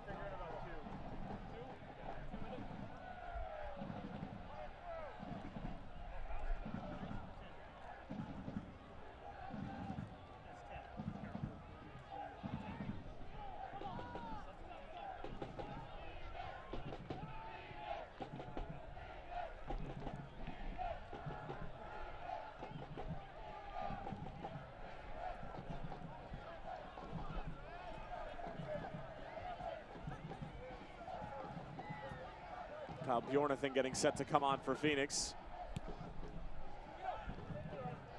You seem to become the unofficial victory cigar recently, huh? He's got a world of talent, just saying. Better believe you don't like cigars, though. I don't smoke cigars now. I don't do well around those. I've witnessed that firsthand. That's another story for that. And to be fair, when you witnessed it firsthand, I wasn't even smoking one. Just in an area that didn't agree with my lungs.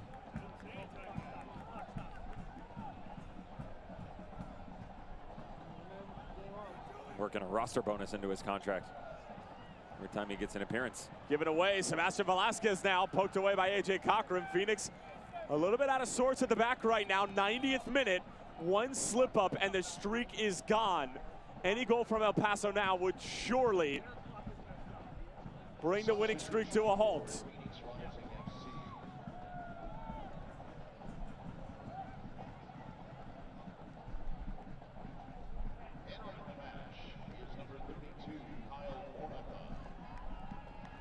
Kyle Bjornathan will come on to replace John Baquero here in the 91st minute. Again, not Baquero's best night either, but this is what this Phoenix side has been all about during this winning streak that is about a minute and 45 seconds away from becoming 13 games long. Just grinding it out.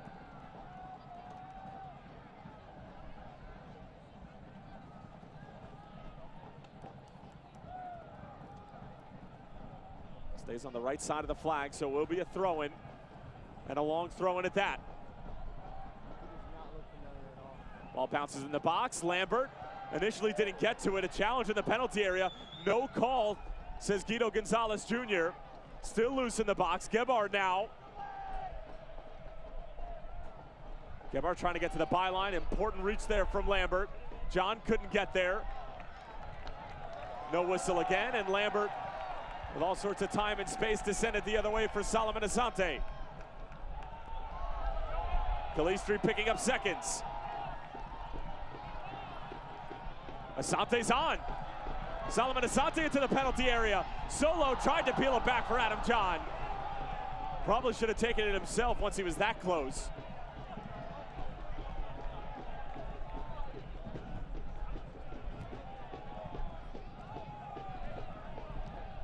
El Paso Locomotive, some sort of urgency down the stretch here. Seconds to spare as this one's given away. Chance for Dia. Dia back heel for Musa, curling one in. Dia brings it down, now we'll hit it.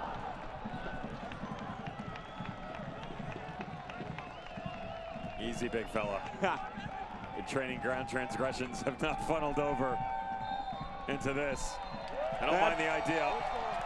That's gonna do it. Phoenix Rising FC grind it out once more. Another week, another 3 points, 13 wins, and counting in consecutive fashion. They take down El Paso Locomotive, and with Reno's earlier loss, now moves 6 points clear of first place with 2 games in hand. League record and counting. Solomon Asante, another game winner, 16 on the year. Jose Aguinaga gets his first goal in a Phoenix Rising uniform, and Rick Shantz can wipe a massive sweat from his brow as they find a way to get it done, and next time out, it'll be another dollar beer night against Reno 1868 in a massive matchup with Ian Russell's group. Jose Aguinaga is your mobile mini man of the match. Devin Kerr, your thoughts on his performance tonight? Thought he did well. You have to keep an eye on him going forward as to whether or not that injury is long-term. Again, coming off better part of the second half There's a good look at the man of the match right there. Aguinaga, great to see him finally hit the score sheet. As we mentioned, one of the guys that has done so much for this team, and for him to finally tickle the nylon for the first time in his career for Phoenix Rising was both a blessing and a curse on the backside of things. But regardless, still able to lift his squad into 3 points, continuing this beautiful run of form. Amadou Dia had a little say at the end of it. Phoenix Rising, 13 victories in a row, sitting atop the Western Conference, and more importantly, first place in the USL Championship.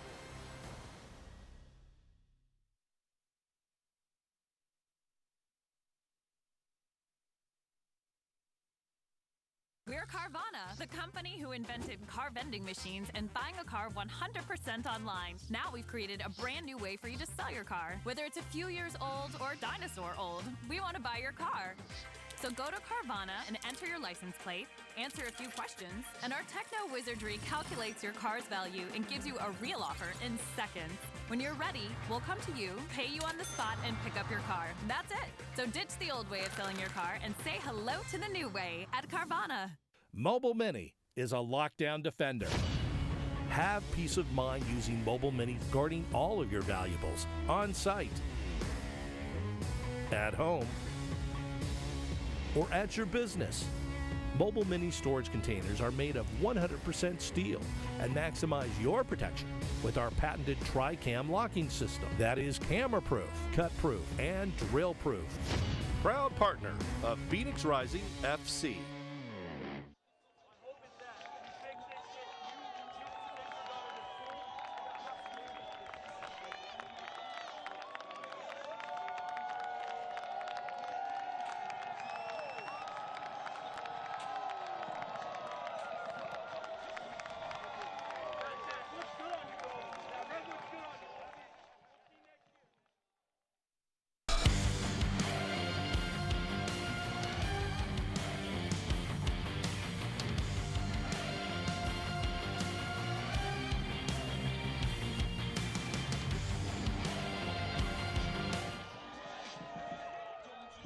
Full time here at Casino Arizona Field, and you know what that means. It's celebration time for Phoenix Rising FC.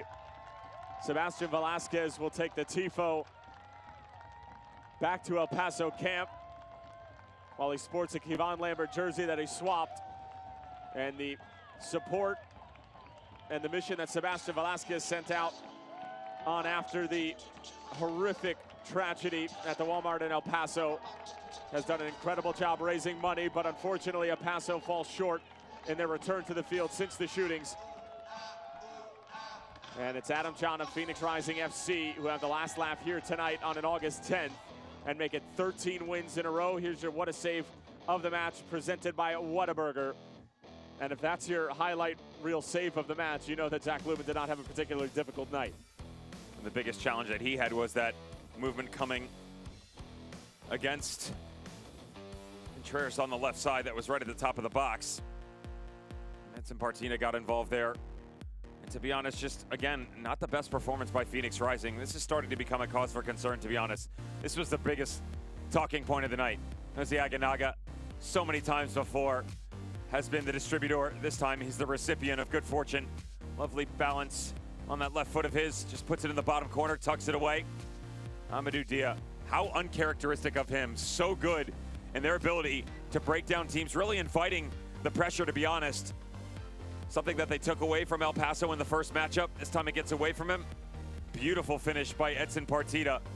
But you asked me, coming out of the Tulsa Roughnecks game, if it was a cause for concern that they kind of, the way that they played, eked one out on that 1-0 victory. No, it was not. But if you trek back to the Austin game, the first half there, and these three matches, they have now gone 3.5 out of the last 4, where you kind of tilt your head back a little bit and go, that's not really the team you saw earlier on this season. I understand it is taxing on you, and you find ways to win. But Rick Sean said, this isn't about the streak. This isn't about getting the next 3 points. We have a bigger picture here, and it's the silverware at the end of the season. He'll be happy with the fact that they got 3 points, but it took a Solomon Asante penalty towards the end of the match to get them there. That will not be the greatest talking point coming out of the dressing room. Well, that's the mark of a great side, that even when they aren't at their best, they're still finding a way to get results. We talked about Reno 1868 dropping points tonight against San Antonio FC, and Phoenix will have that matchup against Reno on August 16th, and Reno owes them one because Phoenix Rising went in there and dismantled them. The scoreline wasn't exactly as representative as it was in terms of the quality of the game, but still, then you look at home against Sacramento, at Tacoma, home against Colorado Springs. Those two games a bit more manageable, and then of course home against San Antonio FC as we start the month of September. But a lot to look forward to for Phoenix Rising as they look to keep this winning train moving, and they have done just that yet again. Not their finest performance, not their worst performance, but somehow find a way to get it done, like that fan who found a way to find the ball slipping through the cracks. Phoenix Rising FC, don't let the winning streak slip through the cracks. Jose Aguinaga had a big part of it. Edson Partida tried to play his, but it's Solomon Asante who has the last laugh. His 16th goal of the year is the game winner for our entire crew. And Devin Kerr, Tyler Terrence saying so long for now. Up next on your Phoenix CW, it's Mike and Molly. This copyrighted telecast of the United Soccer League Championship cannot be retransmitted, rebroadcast, or reproduced without the expressed written consent of the United Soccer League Championship.